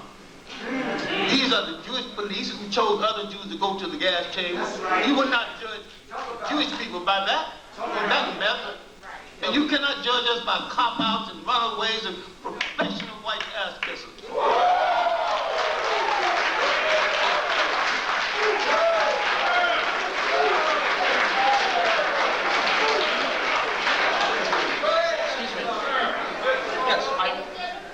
You're quite right. I don't make judgments upon people based on those kinds of slanders. I judge their evidence. But the question arose early in this conversation, Professor Rogers. How prepared are you to be a judge? That was the initial question that I asked you. If you're saying that you're basing a conclusion on the writings of someone without yourself being able independently to assess the validity of what they say, I'm not so sure that you are well equipped to judge. I am judging based on the evidence, and I think in discussing Herodotus, I've given some very, very good examples of my familiarity with that text, and I really haven't had responses which show very much familiarity with the details of Herodotus' text and his observations, I'm afraid. You've conducted, how long have you been, I hate to say that, but how long have you been in this storm? Sorry. 5 years? Sorry. In this area of study. I think I mentioned at the beginning that my undergraduate training was specifically in Near Eastern ancient history, so that's about 20 years ago at this point. My undergraduate training is in economics, but I will not exactly say that I would go up against a real economist. It still is a BA degree, after all. My PhD is actually in classics and ancient history, and I'm curious now that we're raising the question of qualifications, and you're asking me about judging those texts, whether in fact you do read Greek. Yes.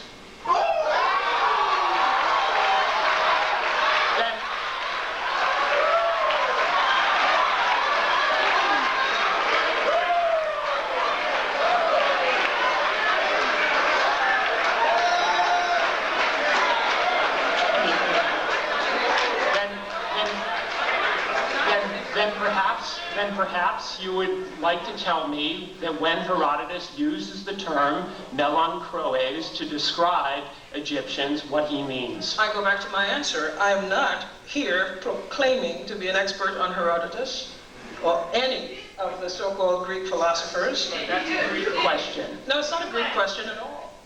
It is a question that you ask an expert, and I am not here claiming to be an expert. I also, in case you would like to know, have a distinction in Latin, and I speak German and French and Spanish, and a distinction in English as well. So I'm somewhat literate.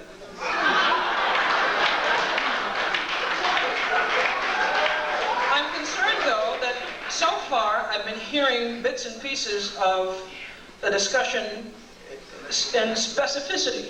You take fact A and you argue fact A, and you get a response based on fact A. I'm not so sure, though, that you have accomplished the major objective here tonight, which is to argue that bodies of work have no legitimacy. I would like you, in concluding, to at least get to that issue, that entire bodies of work have no legitimacy.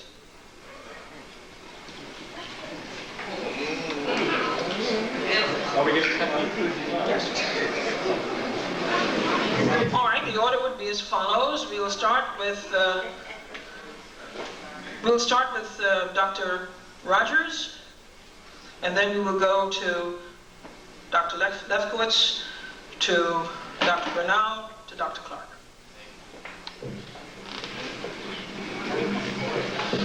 I'm baffled by that introduction of bodies of work. I don't think that has anything to do with anything that either Professor Lefkowitz or I have said. But since you've asked me to conclude something about what we are trying to persuade people of, what I would say is this, that professors... Hold on, please. I just don't want you to conclude about something that was not asked. So I would like to document it from the book.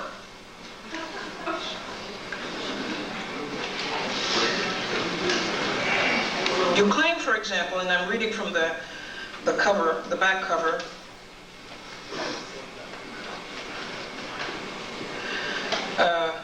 the contributors to this volume argue that Bernal's claims are exaggerated and in many cases unjustified.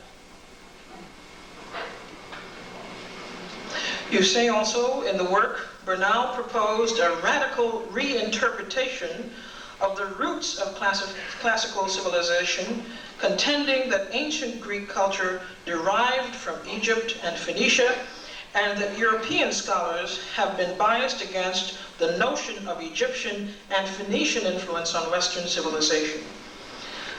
Since this is a 20-member compendium, I think it suggests that they're attacking a body of work.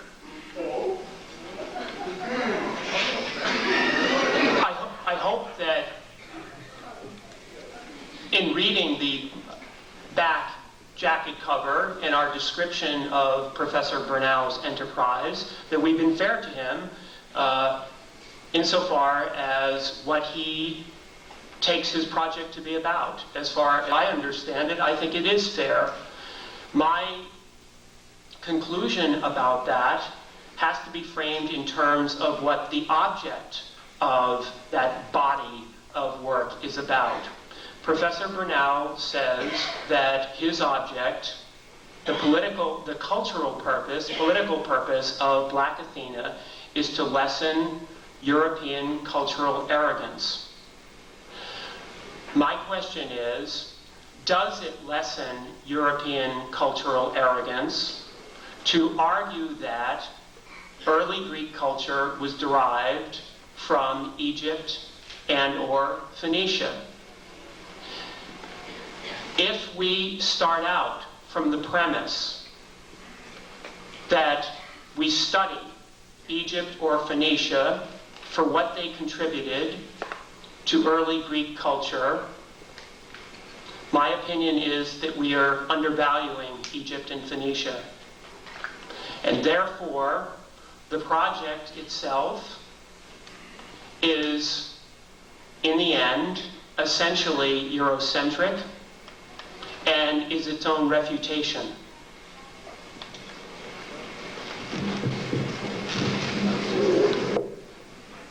I think one can agree with the project of lessening European cultural arrogance completely, and that we applaud all efforts to do so. What we are concerned with is trying to establish what historical evidence shows the influence of what on what. And this is not a project which any of us here can complete at all. That many people must be involved in this, and it requires the thought and efforts of a lot of us to do it. We would like to think that it can be redone without rewriting history altogether, or without claiming that there has been a huge European cover-up of information. There is certainly true. You can claim that, but please remember, you must also show that it has been done. There are many things that Europe has been guilty of and responsible for, and certainly the covering, not the covering up, I don't mean to say that, but the absolute refusal to acknowledge the history of Africa, which I made reference to in my opening remarks, is something that we must continuously work on redressing. Much more must be learned, much more must be studied. I am very much in favor of that, and I believe that can start also in our teaching of American history, where in many cases the whole history of the African American contribution to American history has been ignored and neglected, and there are brilliant writers out there whose works are not being read. I think we should change all that.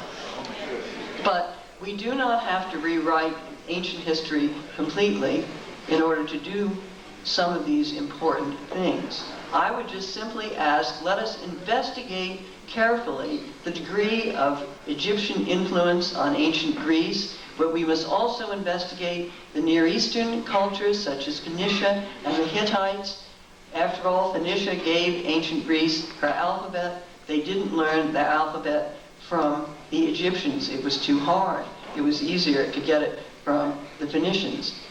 And we must begin to work on those lines. I would like to see everyone work also on a period we haven't discussed much here tonight, where we really do see Egyptian influence on Greek culture, and that is in the Hellenistic period after Alexander got there and Greeks were living in Egypt. A huge number of Greeks were living in Egypt. There, I think you can see some real influence.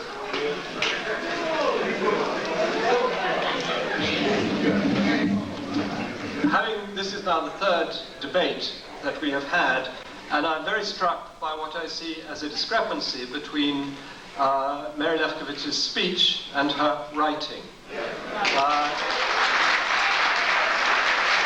When in speech, she is all sweetness and light and for open debate and openness in culture. Her writing is very different. The title, Not Out of Africa, is extremely provocative, and it reads, the text carries on in the same way. And I'd like to quote to you a letter I received from probably the most distinguished active classicist in the world today, who actually agrees with her on the academic side.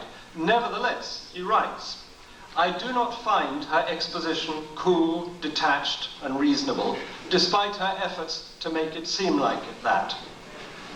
It is, in fact, as I wrote in my review, an impassioned polemic. Of course, Mary wants to look scholarly and detached, but hers is the scholarship of the National Association of Scholars, which is funded by the same people that funded Not Out of Africa, and that leads us back to where Professor Clarke began on the general political context in which this book has appeared.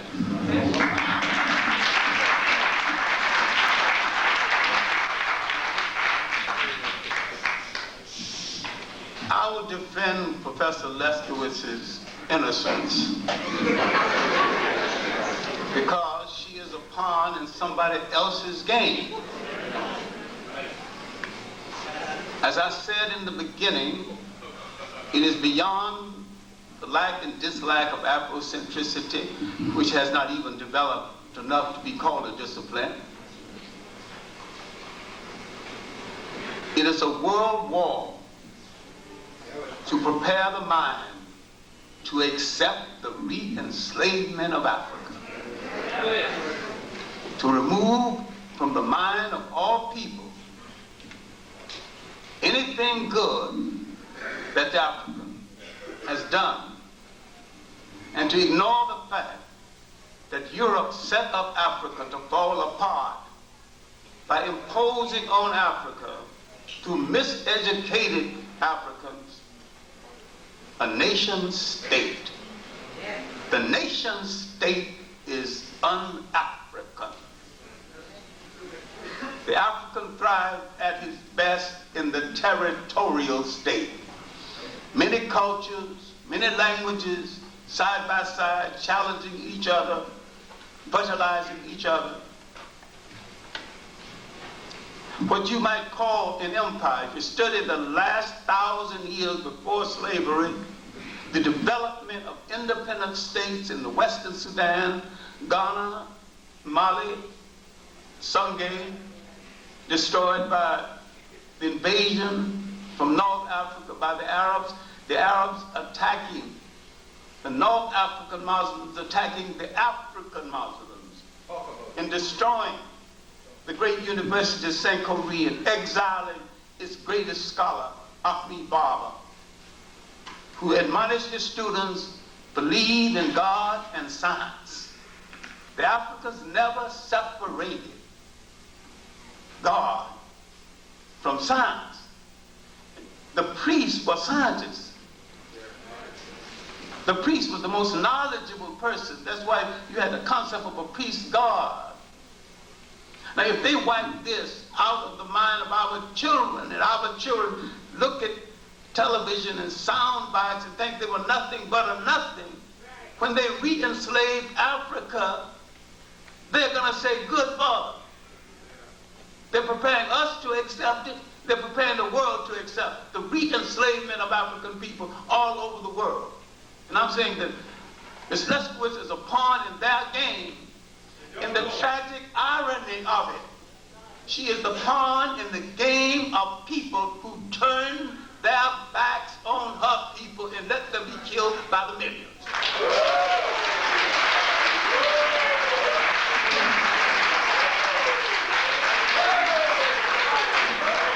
American intelligence, French intelligence, British intelligence. That's right.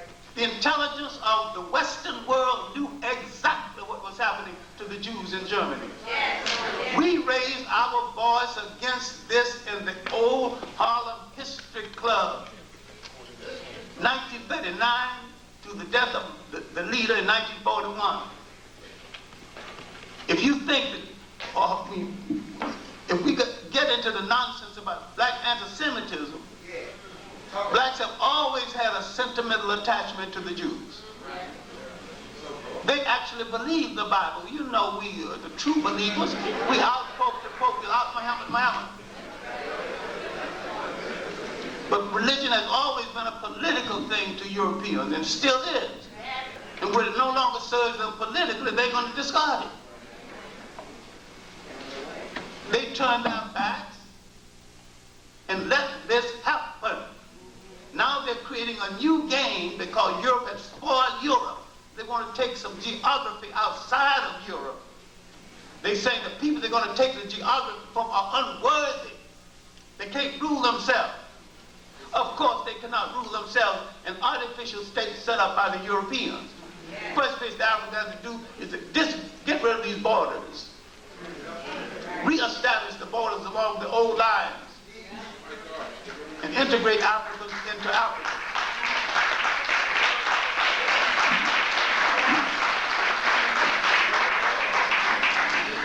Okay. Well, now it's the time for you to talk. And again, I'm going to be ruthless. You should have questions, and we're interested in dialogue, not diatribe.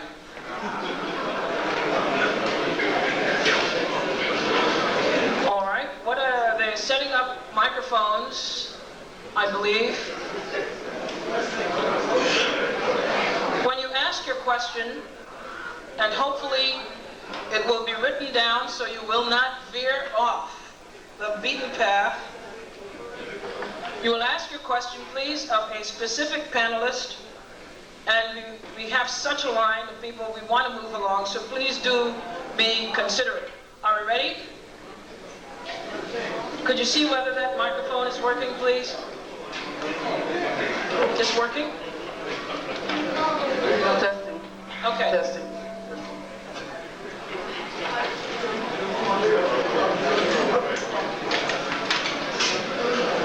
Okay, let's settle down, please, as we come into this segment.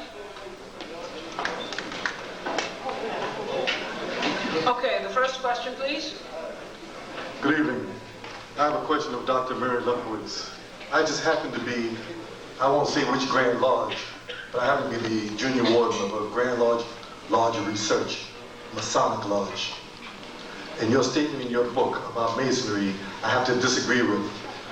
And I'd like to know how much research you've done on Masonry, which was a bastardized word given by Pythagoras. Masonry was not always known as Masonry. It was called the study of lux. Would you please identify the And lux in statement? Latin is light. Could you identify the incorrect statement? She said that the Abbey, that the statement in the book pertaining to the mystery system coming from the book, the Abbey's book in the 18th century, the study of lux preceded what they call Masonry. Pythagoras gave it that name. It's a Latin term, sum medio coli. Just as Pythagoras gave the name gymnasium to schools of learning, that's what it was at that time. What they call lodges now, they call gymnasiums. You use the term about the Afrocentrism coming from Masonic Caribbean Lodge.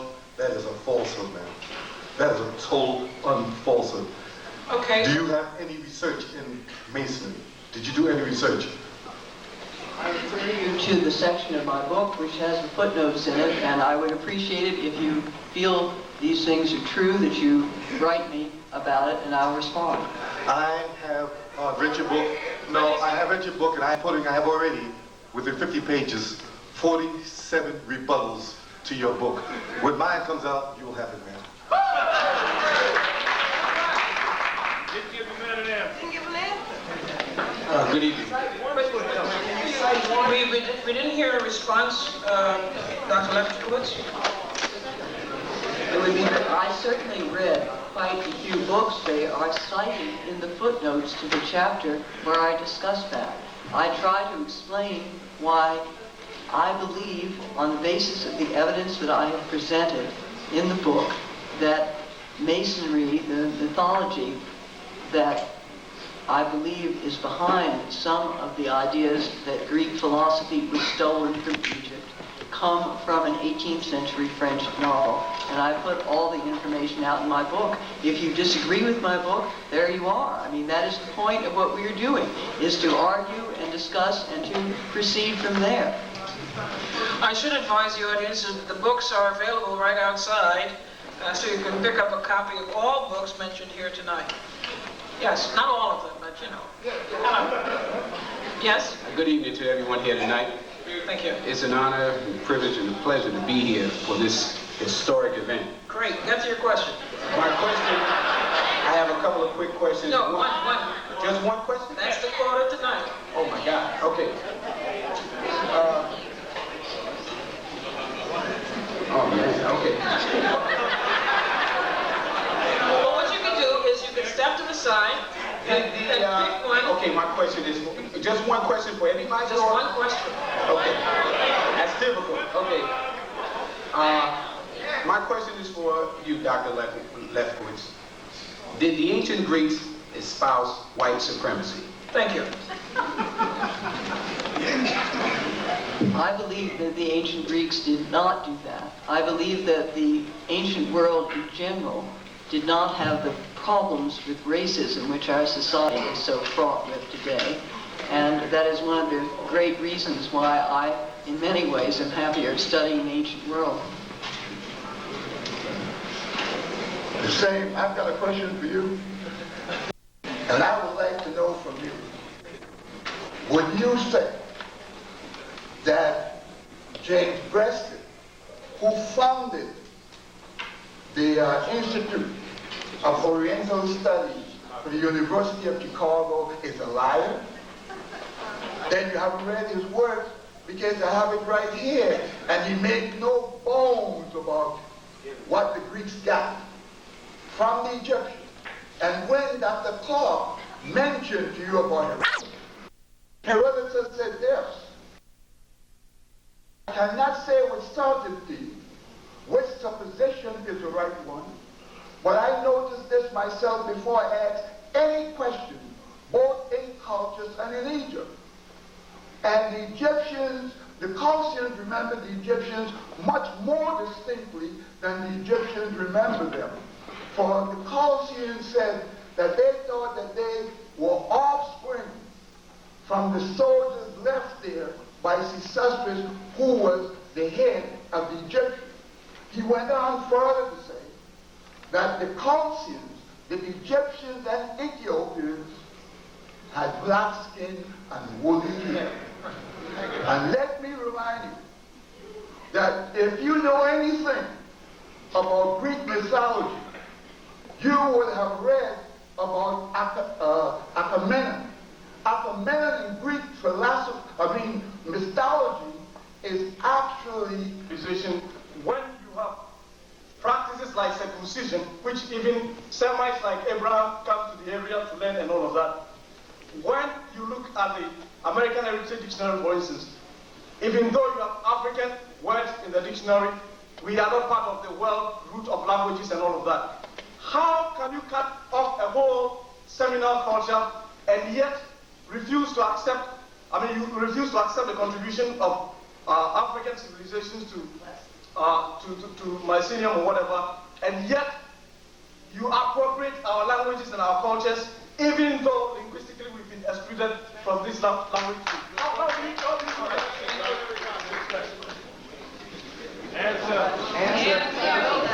I don't think that anyone maintains that ancient Egypt wasn't part of the continent of Africa, so that's a sort of non-starter.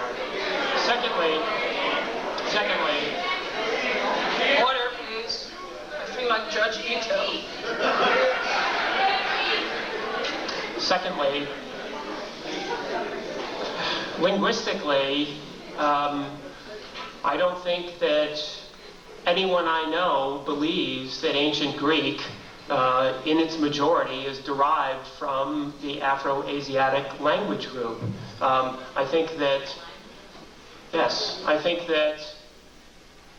the placement of Greek into the Indo-European language group sets it in a different context. I have no problem acknowledging Greece's debts to many different Near Eastern cultures. Doesn't bother me at all. Professor Clarke?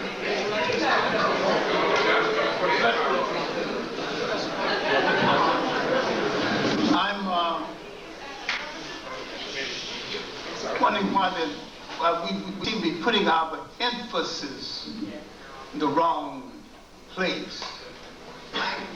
We're giving Greeks credit for something they did not do. We're not analyzing the fact that at the time Greece and Rome was at their height, the majority of their own people were slaves. And that people who created the word democracy and popularized the word Christians were neither democratic or Christians then or now. And so we are following a myth they created far worse than any myth the Afrocentrics have created or accused to have been created.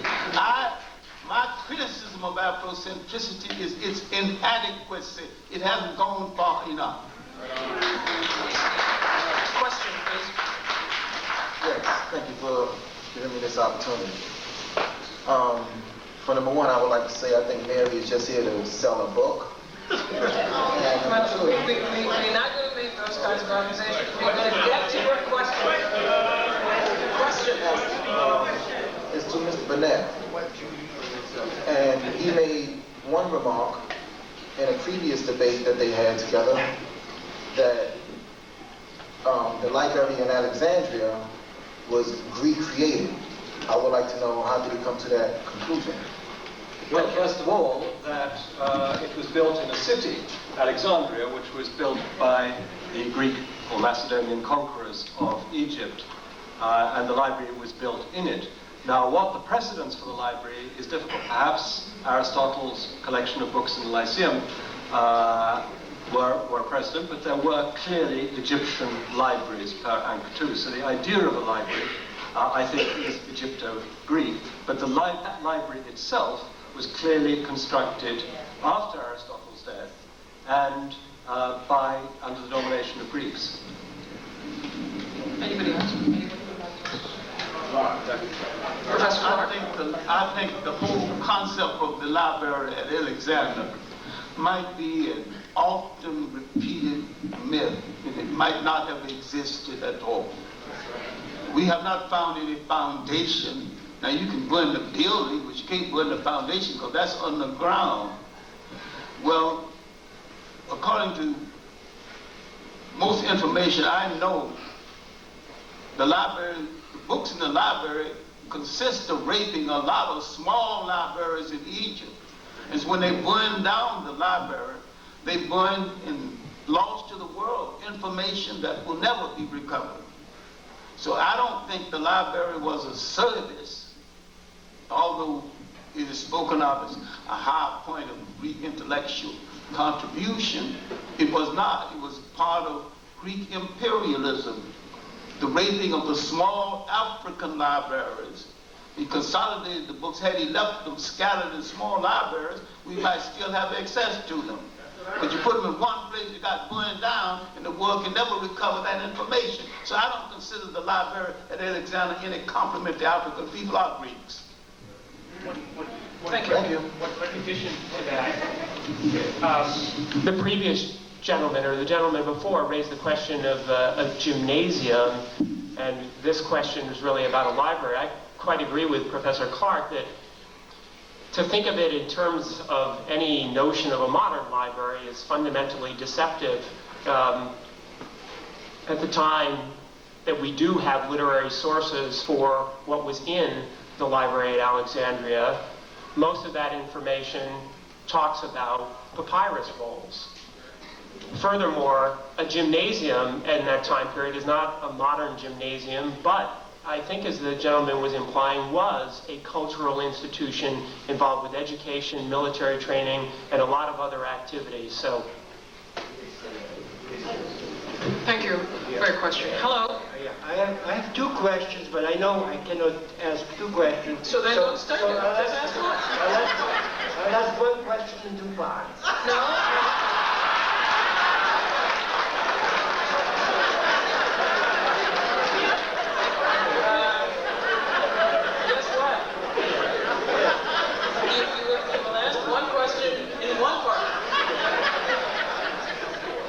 It seems to me that all four of our distinguished scholars could be congratulating each other, because they all have really contributed much to our knowledge. Instead, they act like those proverbial blind men holding on to different parts of an elephant and saying, I've got it. And the question is, why is it that you cannot appreciate each other instead of insulting each other? That's it. No, there's no second. No, just a suggestion. Now, of course, what is behind, I suppose, is the political conflict. And what I want to ask is... No, but you're asking a separate question. So you already asked your first question. Just indicate the direction. Did Professor Clarke or did not Professor Clarke state on WBAI, or what's recorded, that African Americans cannot be friends of the Jews in the United States because they are too powerful here. You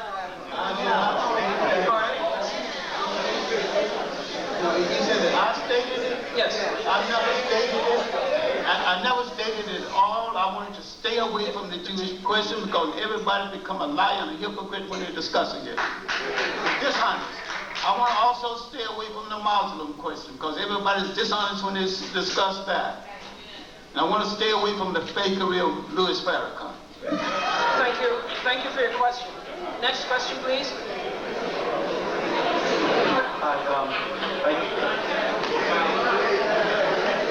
Yes, let's sit down. First, I'd just like to say a quick comment on the politics behind this book. Already at City College, they're talking about closing down the ethnic studies programs and instituting it with an interdisciplinary program, which they thought will be so much better. Anyway, I do believe that your book is a part of this whole scheme, which I believe will be throughout this country. But anyway, that aside, I'd like to get onto my questions. I did flip through your book, and meaning flipping through, because I just found it very, for lack of words, I would have to go back to Mr. Clark, Dr. Clark's sophomore book, because it left many holes, and you contradicted yourself with the very same contradictions that you were blaming all these other authors for having done. So the question comes to, was Socrates black? And I felt that you were like beating a dead horse on its head. This is rather than ask that question, I would like to ask you, from this quote, it says, I got it out of a book today, Socrates was prosecuted on a charge of impiety, quote, for not worshiping the gods whom the city worships, for introducing religious innovations, and for corrupting the young men. Now this was, I believe, in the trial of Socrates. And the question being, if so, this is indigenous Greek philosophy, coming out from philosophy, and he was eventually put to death by talking about his philosophy and influencing the young minds of Greece, Athens, then, I'm not sure if it was Athens or Sparta, but my question to you is, what then is so Greek about Socrates? So that's my question to you.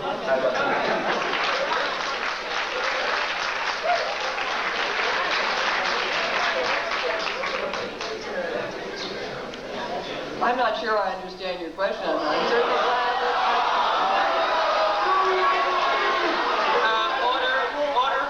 Order. Thank you. Can I reiterate this again? No, I think you've asked several questions there. I'm sure glad you like my book so much. But let me just say that Socrates tells us himself that he never really left Athens except on military campaign, and he stayed within Greece. Now, introducing new gods, I think, was a reference to his own personal god, and that's why he was tried for impiety. People did not have their own personal gods. They had to believe in the gods the city believed in. It's a long story. There's a considerable bibliography on that if you're interested. I'm sure somebody at your university could tell you. As for my being part of a conspiracy to destroy all sorts of things, I am not part of any conspiracy at all. Dr. Clark is going to respond. I think we many times ask the right question the wrong way. The racism that we know today started in the 15th and the 16th century as a rationale for slavery. Whatever harm the Romans and the Greeks did, they had no racism compared to the racism of today. Otherwise, why would there be 3 African emperors of Rome? You know that. Why would there be 3 African popes in the early Roman church? And why would Septimus Severus become the governor of England? The country was going to become England. I'm saying that if you charge the Greeks with the same kind of color prejudice we have today, you're charging them wrong. They've got enough crimes that they're guilty of. Without that. They had a respect for talent wherever they found it, even among the people they conquered. And the people they conquered had upward mobility to the extent they fitted into the Greek or the Roman political intentions of that day. Now, I have gone to England and had the privilege of going in the basement of the British Museum. As a commoner, naturally I couldn't go, but when they asked the other person with me, what is your authority to enter and look at the sites in the basement of the British Museum?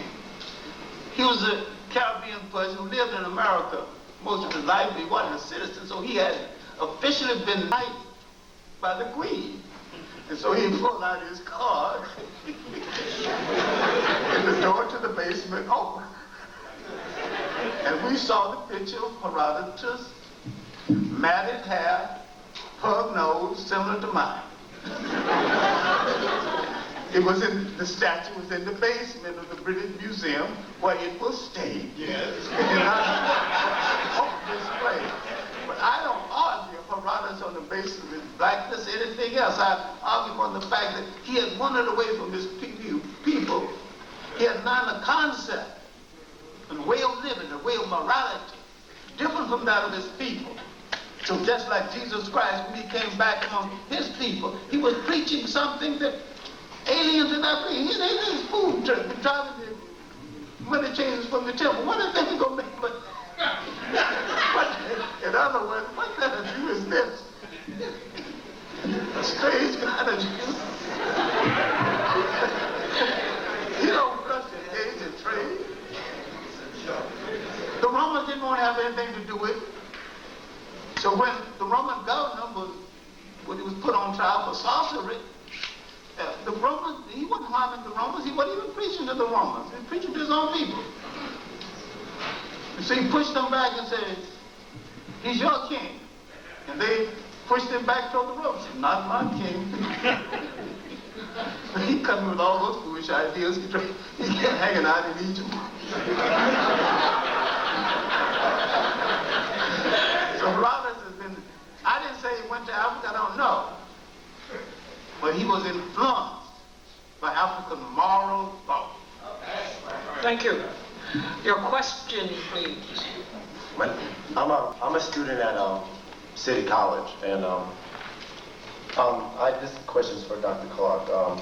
Please, could you explain to the right, your left? The what? The right, on your right, the two so-called professors. On your right. On his left, on your right.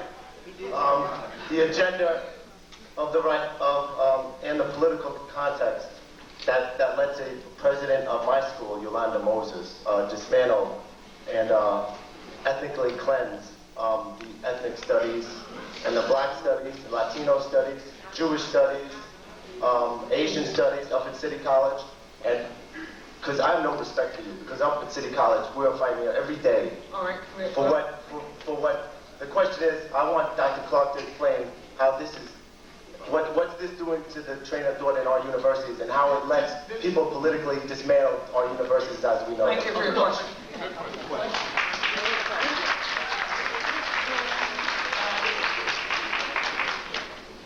Soon after the Black Studies explosion, whites began to plan how to let them use this as a political plaything until they got their act together and that strength together in order to destroy it. It wasn't meant to be, no one, if you ever got this simple thing, people never educate you in the technique you can use to take their power away from them. See, education has but one honorable purpose, one alone. Everything else is a waste of time. That to train the student to be a responsible handler of power.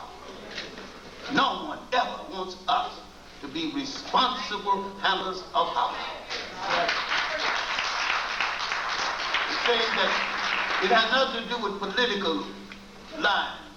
The left don't want us to be responsible no more than the right. But they want to dominate us in a different way from the right, and they think they can dominate us better. It's an argument not of whether we will be free, but who will enslave us.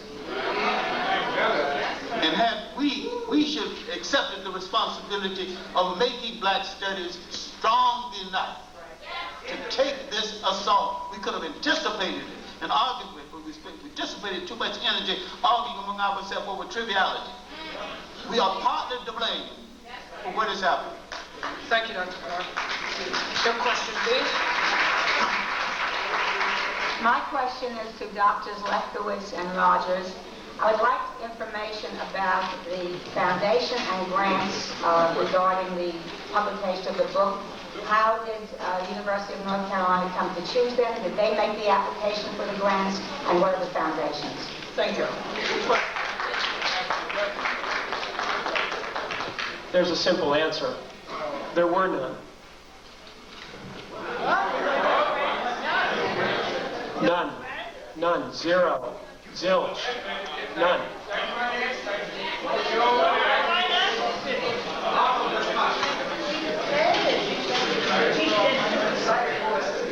Except for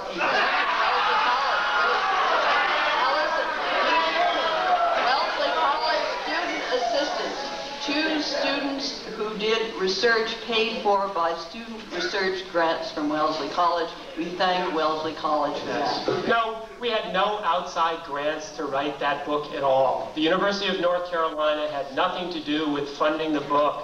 They simply came to us 3.5 years ago and asked us to put together the book.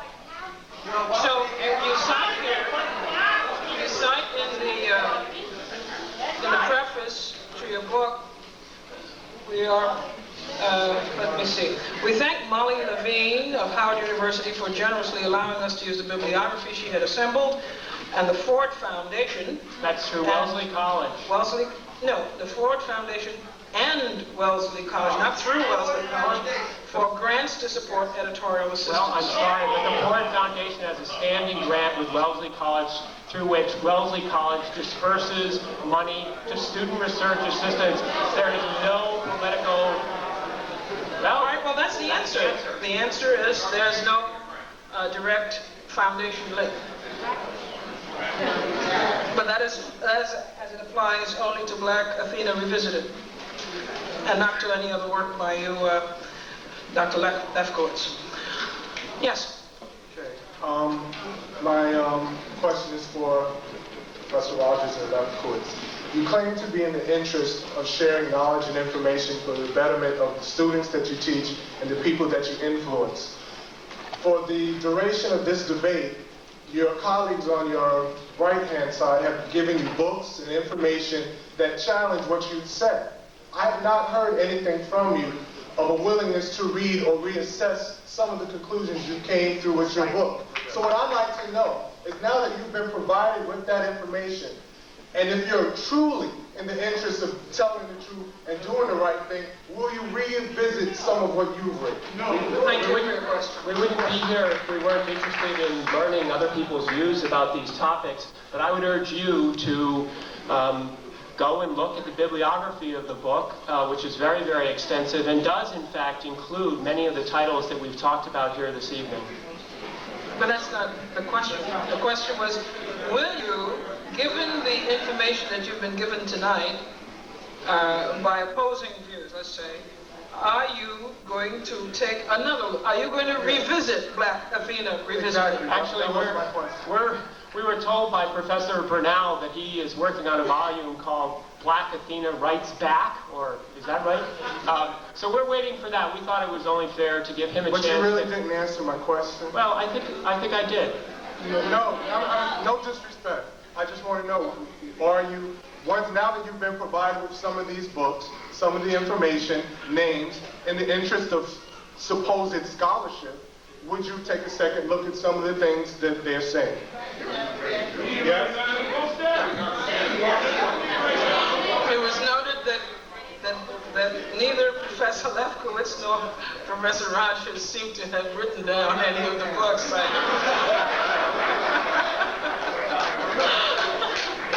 right, your question, please. We didn't have to write down all the books because we have actually read a great many of them. I wrote down several notes. If I do not agree with you, it does not mean that I have not read the same books. We'll move on. Next question, please. I need clarification first. Could I see the cover of Not Out of Africa? Because I don't want to base my question on something I heard about. Okay. Since this work, or what you do, is based on just scholarship and what have you, could you, as a graphic designer, could you explain that cover? I mean, I'm not a graphic designer. The cover was the cover of the New Republic article.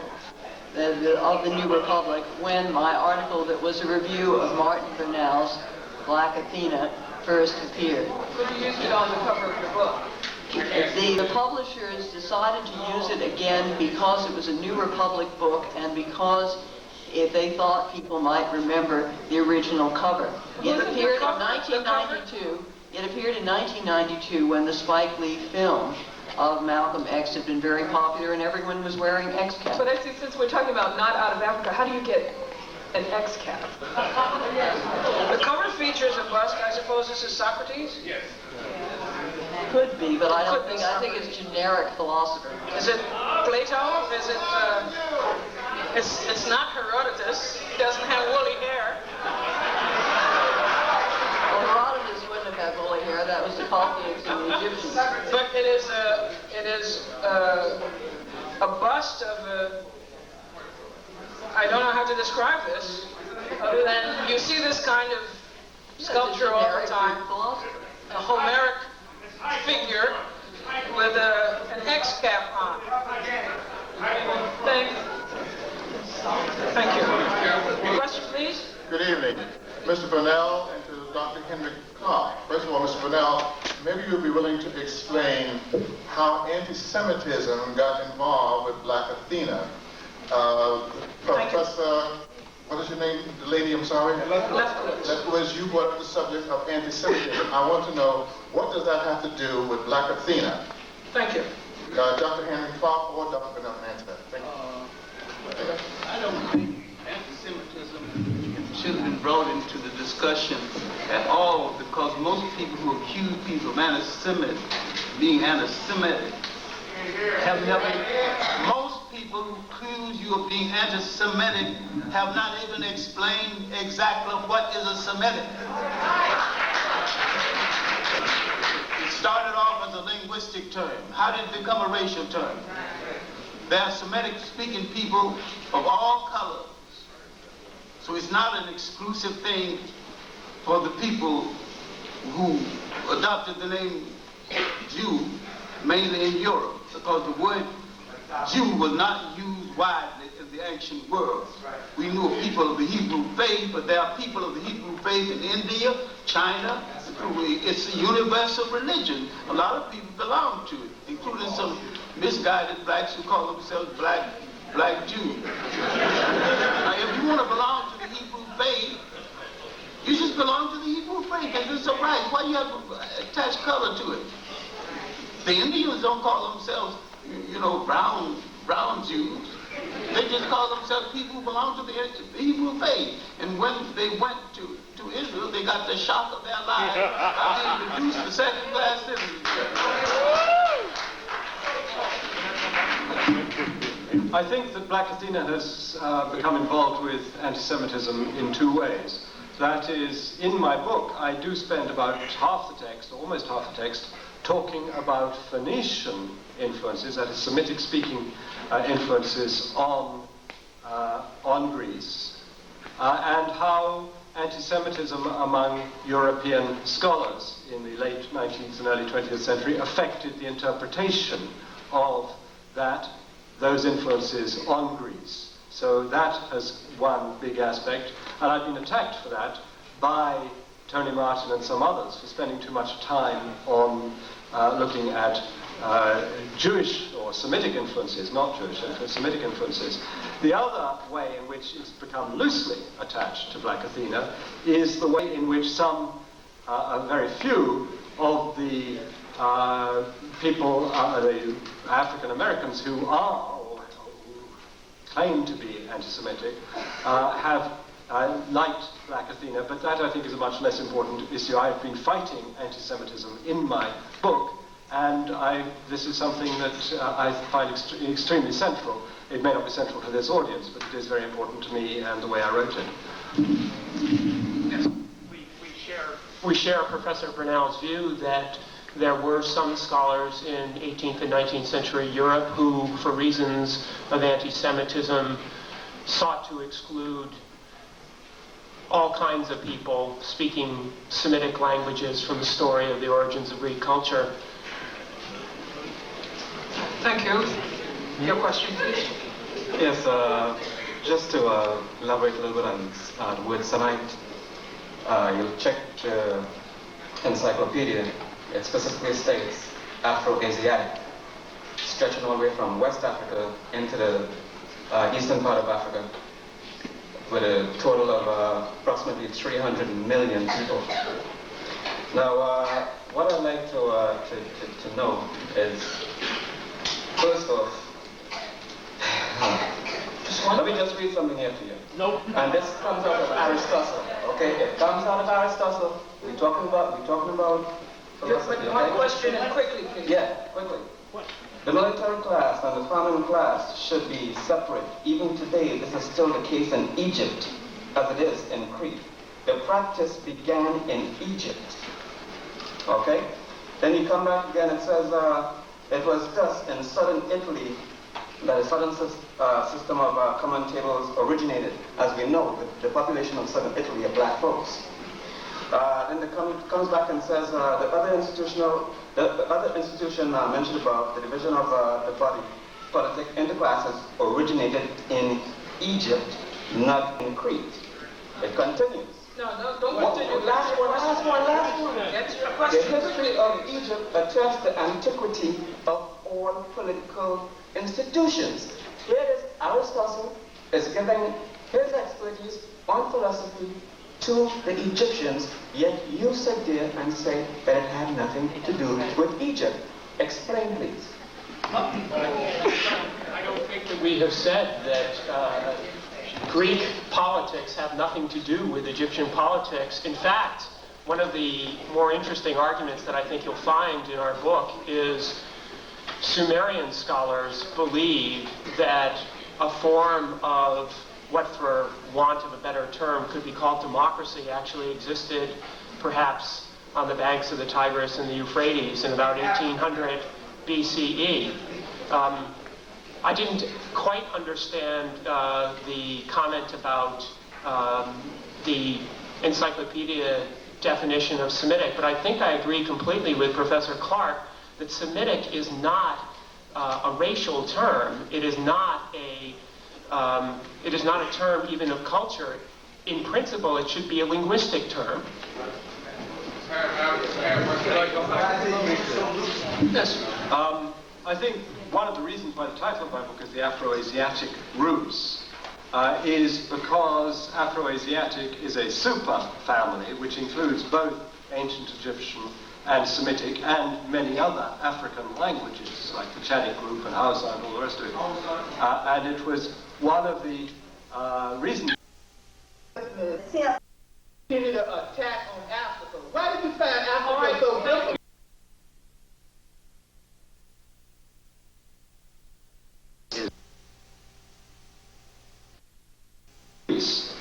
So that, I think, is important. Now, yeah, okay. Thank you. Your question, please. On Greece.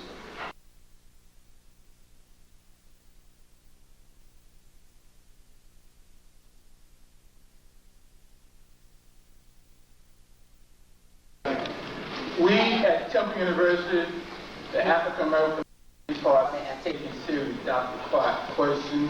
We're going to be issuing within 2 months a comprehensive document that go back thousands of years that includes scholars from every part of the African world, Dr. John Clarke, everyone. So this will be coming out within 2 months. So this will help a lot of people so you're taking a scholarship serious. And what I want to do, the question is to do from West. I find the book very disingenuous. One person that you mentioned in the book, Dr. Ben, our beloved Dr. Ben Jackson, and I've known him for over 22 years. Of course, Ben in his 22 years of chematology had never said one time that he was an Afrocentric. I mean, why did you say that Dr. Ben speaking at Wesley was one of the reasons he picked up on this project to just make the Afrocentric project disingenuous? Dr. Ben has never said he is Afrocentric, not one time in the 20 years. And I know other people that know after him probably more years than that. So what is this? Is this poor scholarship, or this just an attempt to continue on Africa? Why did you find Africa so difficult?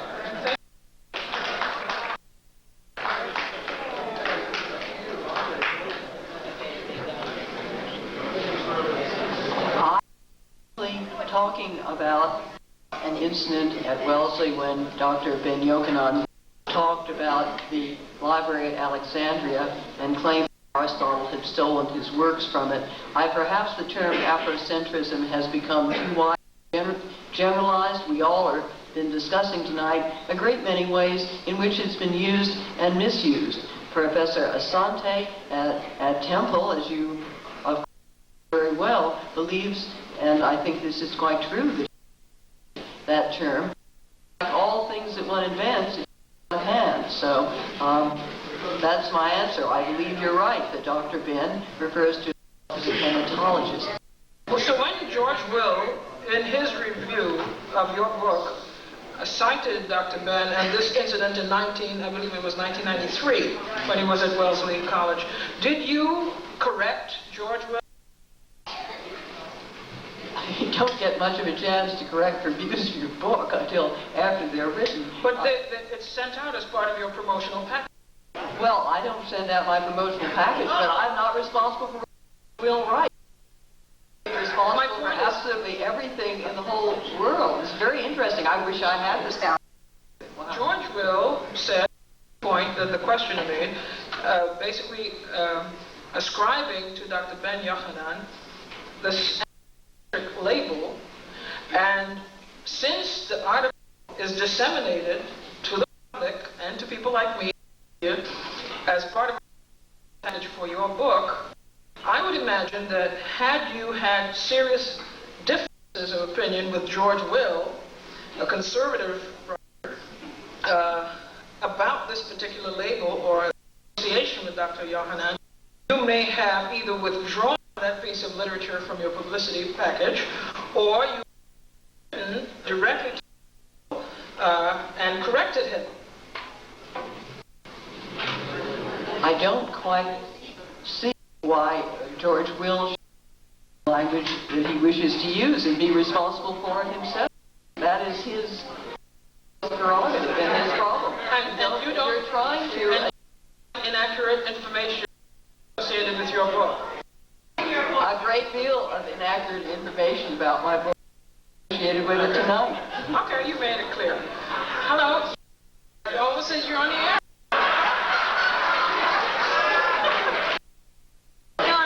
Question. That's okay. This is a simple question. It's for all the panelists. Egypt is the country. Egypt is a part of Africa, and if not, can we start from here? I think there's unanimous agreement that Egypt is. Next question.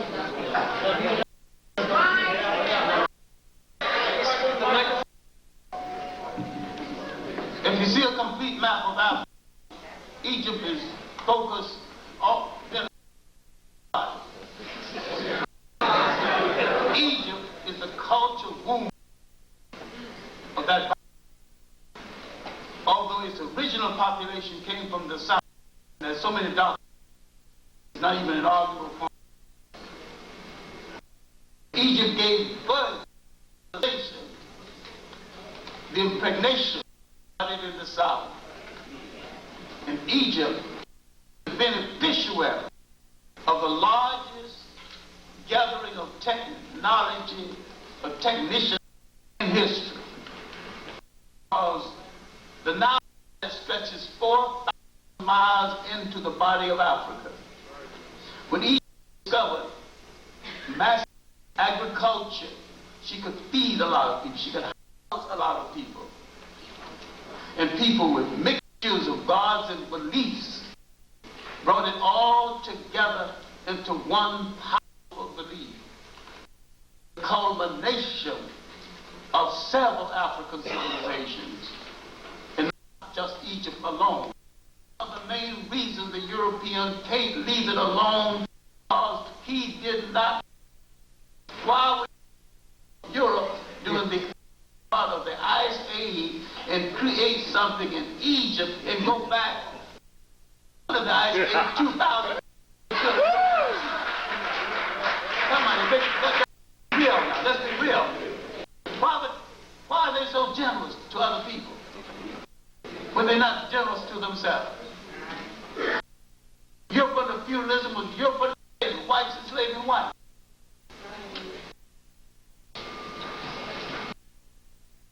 You still be a woman. Powerful. She never had any right. Dr. Bernal? Of course it's part of that, and I don't think I disagree with that. All right, I just read this because some of you may think I was making it up. It's from Newsweek magazine from February the 19th, 1996. It's writing in Newsweek titled The Last Word, and the headline is Segregation. Afrocentrism's many myths constitute condescension, he said. George Will, of all people, African Americans. It begins, in 1993, Dr. A. Ben Yochanan was advertised as, quote, distinguished Egyptologist, quote, although a scholar of Egyptian language or civilization, delivered Martin Luther King Memorial College. Unfortunately for him and for other Afrocentrists, and that is quoted, and for the rest of us, Mary Lefkowitz, a scholar of antiquity, is there